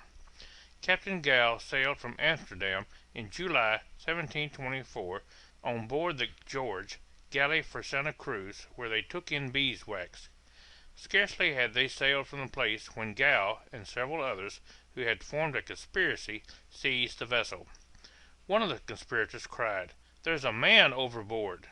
The captain instantly ran to the side of the vessel, when he was seized by two men, who attempted to throw him over. He however so struggled that he escaped from their hands. One winter, with a knife, attempted to cut him in the throat, but missing his aim, the captain was yet saved. But Gow, coming aft, shot him through the body, and throwing him over the rail, he caught hold of the main sheet. But Gow, taking up an axe, with two blows, so disabled him that he fell into the sea and was drowned. The conspirators proceeded to murder all who were not in their horrid plot, which being done, James Williams came upon deck, and striking one of the guns with his cutlass, saluted Gow in the following words: "Captain Gow, you are welcome. Welcome to your command." Williams was declared lieutenant, and the other officers being appointed, the captain addressed them, saying, "If, hereafter, I see any of you whispering together, or if any of you refuse to obey my orders, let every such man depend upon it, that he shall certainly go the same way as those that are just gone before." Their first prize was the Sarah Snow of Bristol. After they had rifled the vessel and received one man from it, they allowed her to prosecute her voyage. The Delight of Poole was the next vessel that fell into their hands, but they not long after captured two others, from one of which they received a quantity of fish, and from the other bread, beef, and pork. They also forced two men from the latter ship. A French ship, not long after, furnished them with wine, oil, figs, oranges, and lemons, to the value of 500 pounds. In a short time after, they captured their last prize, and as she made no resistance, they plundered and dismissed her. They next sailed for the Orkney Isles to clean, but were apprehended by a gentleman of that country, brought up to London, and tried before a court of admiralty in May 1725. When their first indictment was read, Gow obstinately refused to plead, for which the court ordered his thumbs to be tied together with whipcord. The punishment was several times repeated by the executioner and another officer. They joined the cord every time till it broke, but he still being stubborn, refusing to submit to the court, the sentence was pronounced against him, which the law appoints in such cases, that is, that he should be taken back to prison and there pressed to death. The jailer was then ordered to conduct him back, and see that the sentence was executed the next morning. Meanwhile the trials of the prisoners, his companions, went forward. But the next morning, when the press was prepared, pursuant to the order of the court the day before, he was so terrified with the apprehension of dying in that manner that he sent his humble petition to the court, praying that he might be admitted to plead. This request being granted, he was brought again to the bar, and arraigned upon the first indictment, to which he pleaded "not guilty."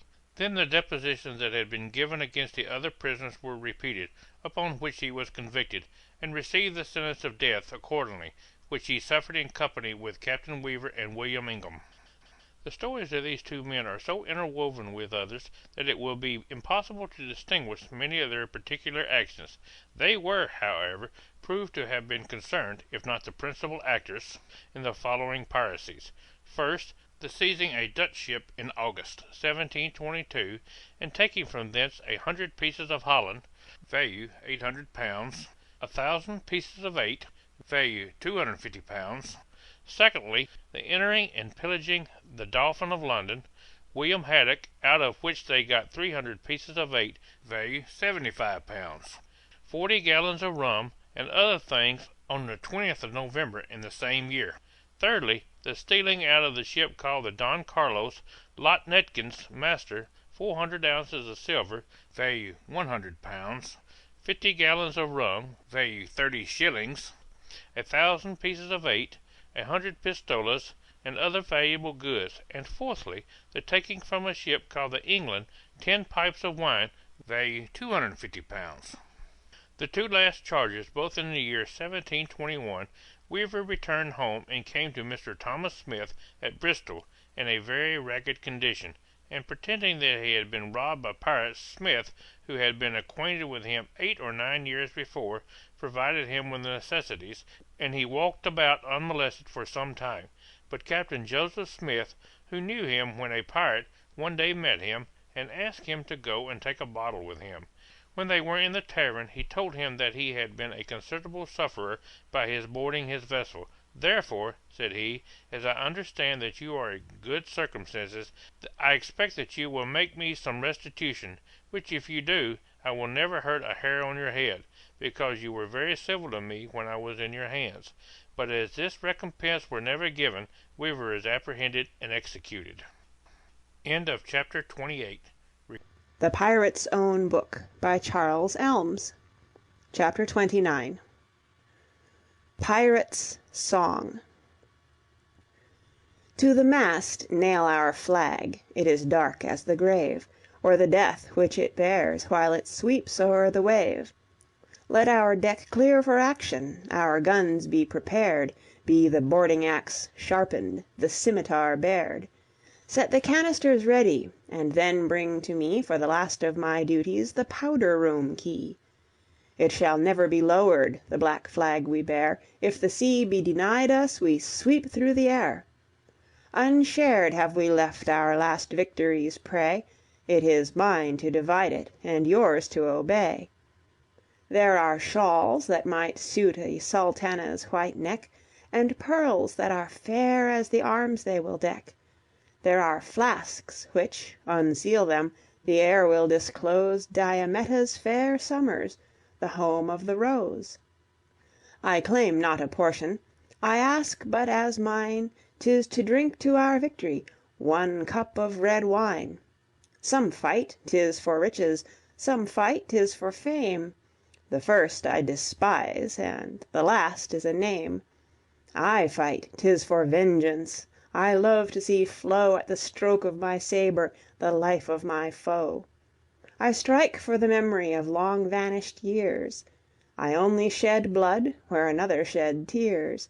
I come as the lightning comes red from above, o'er the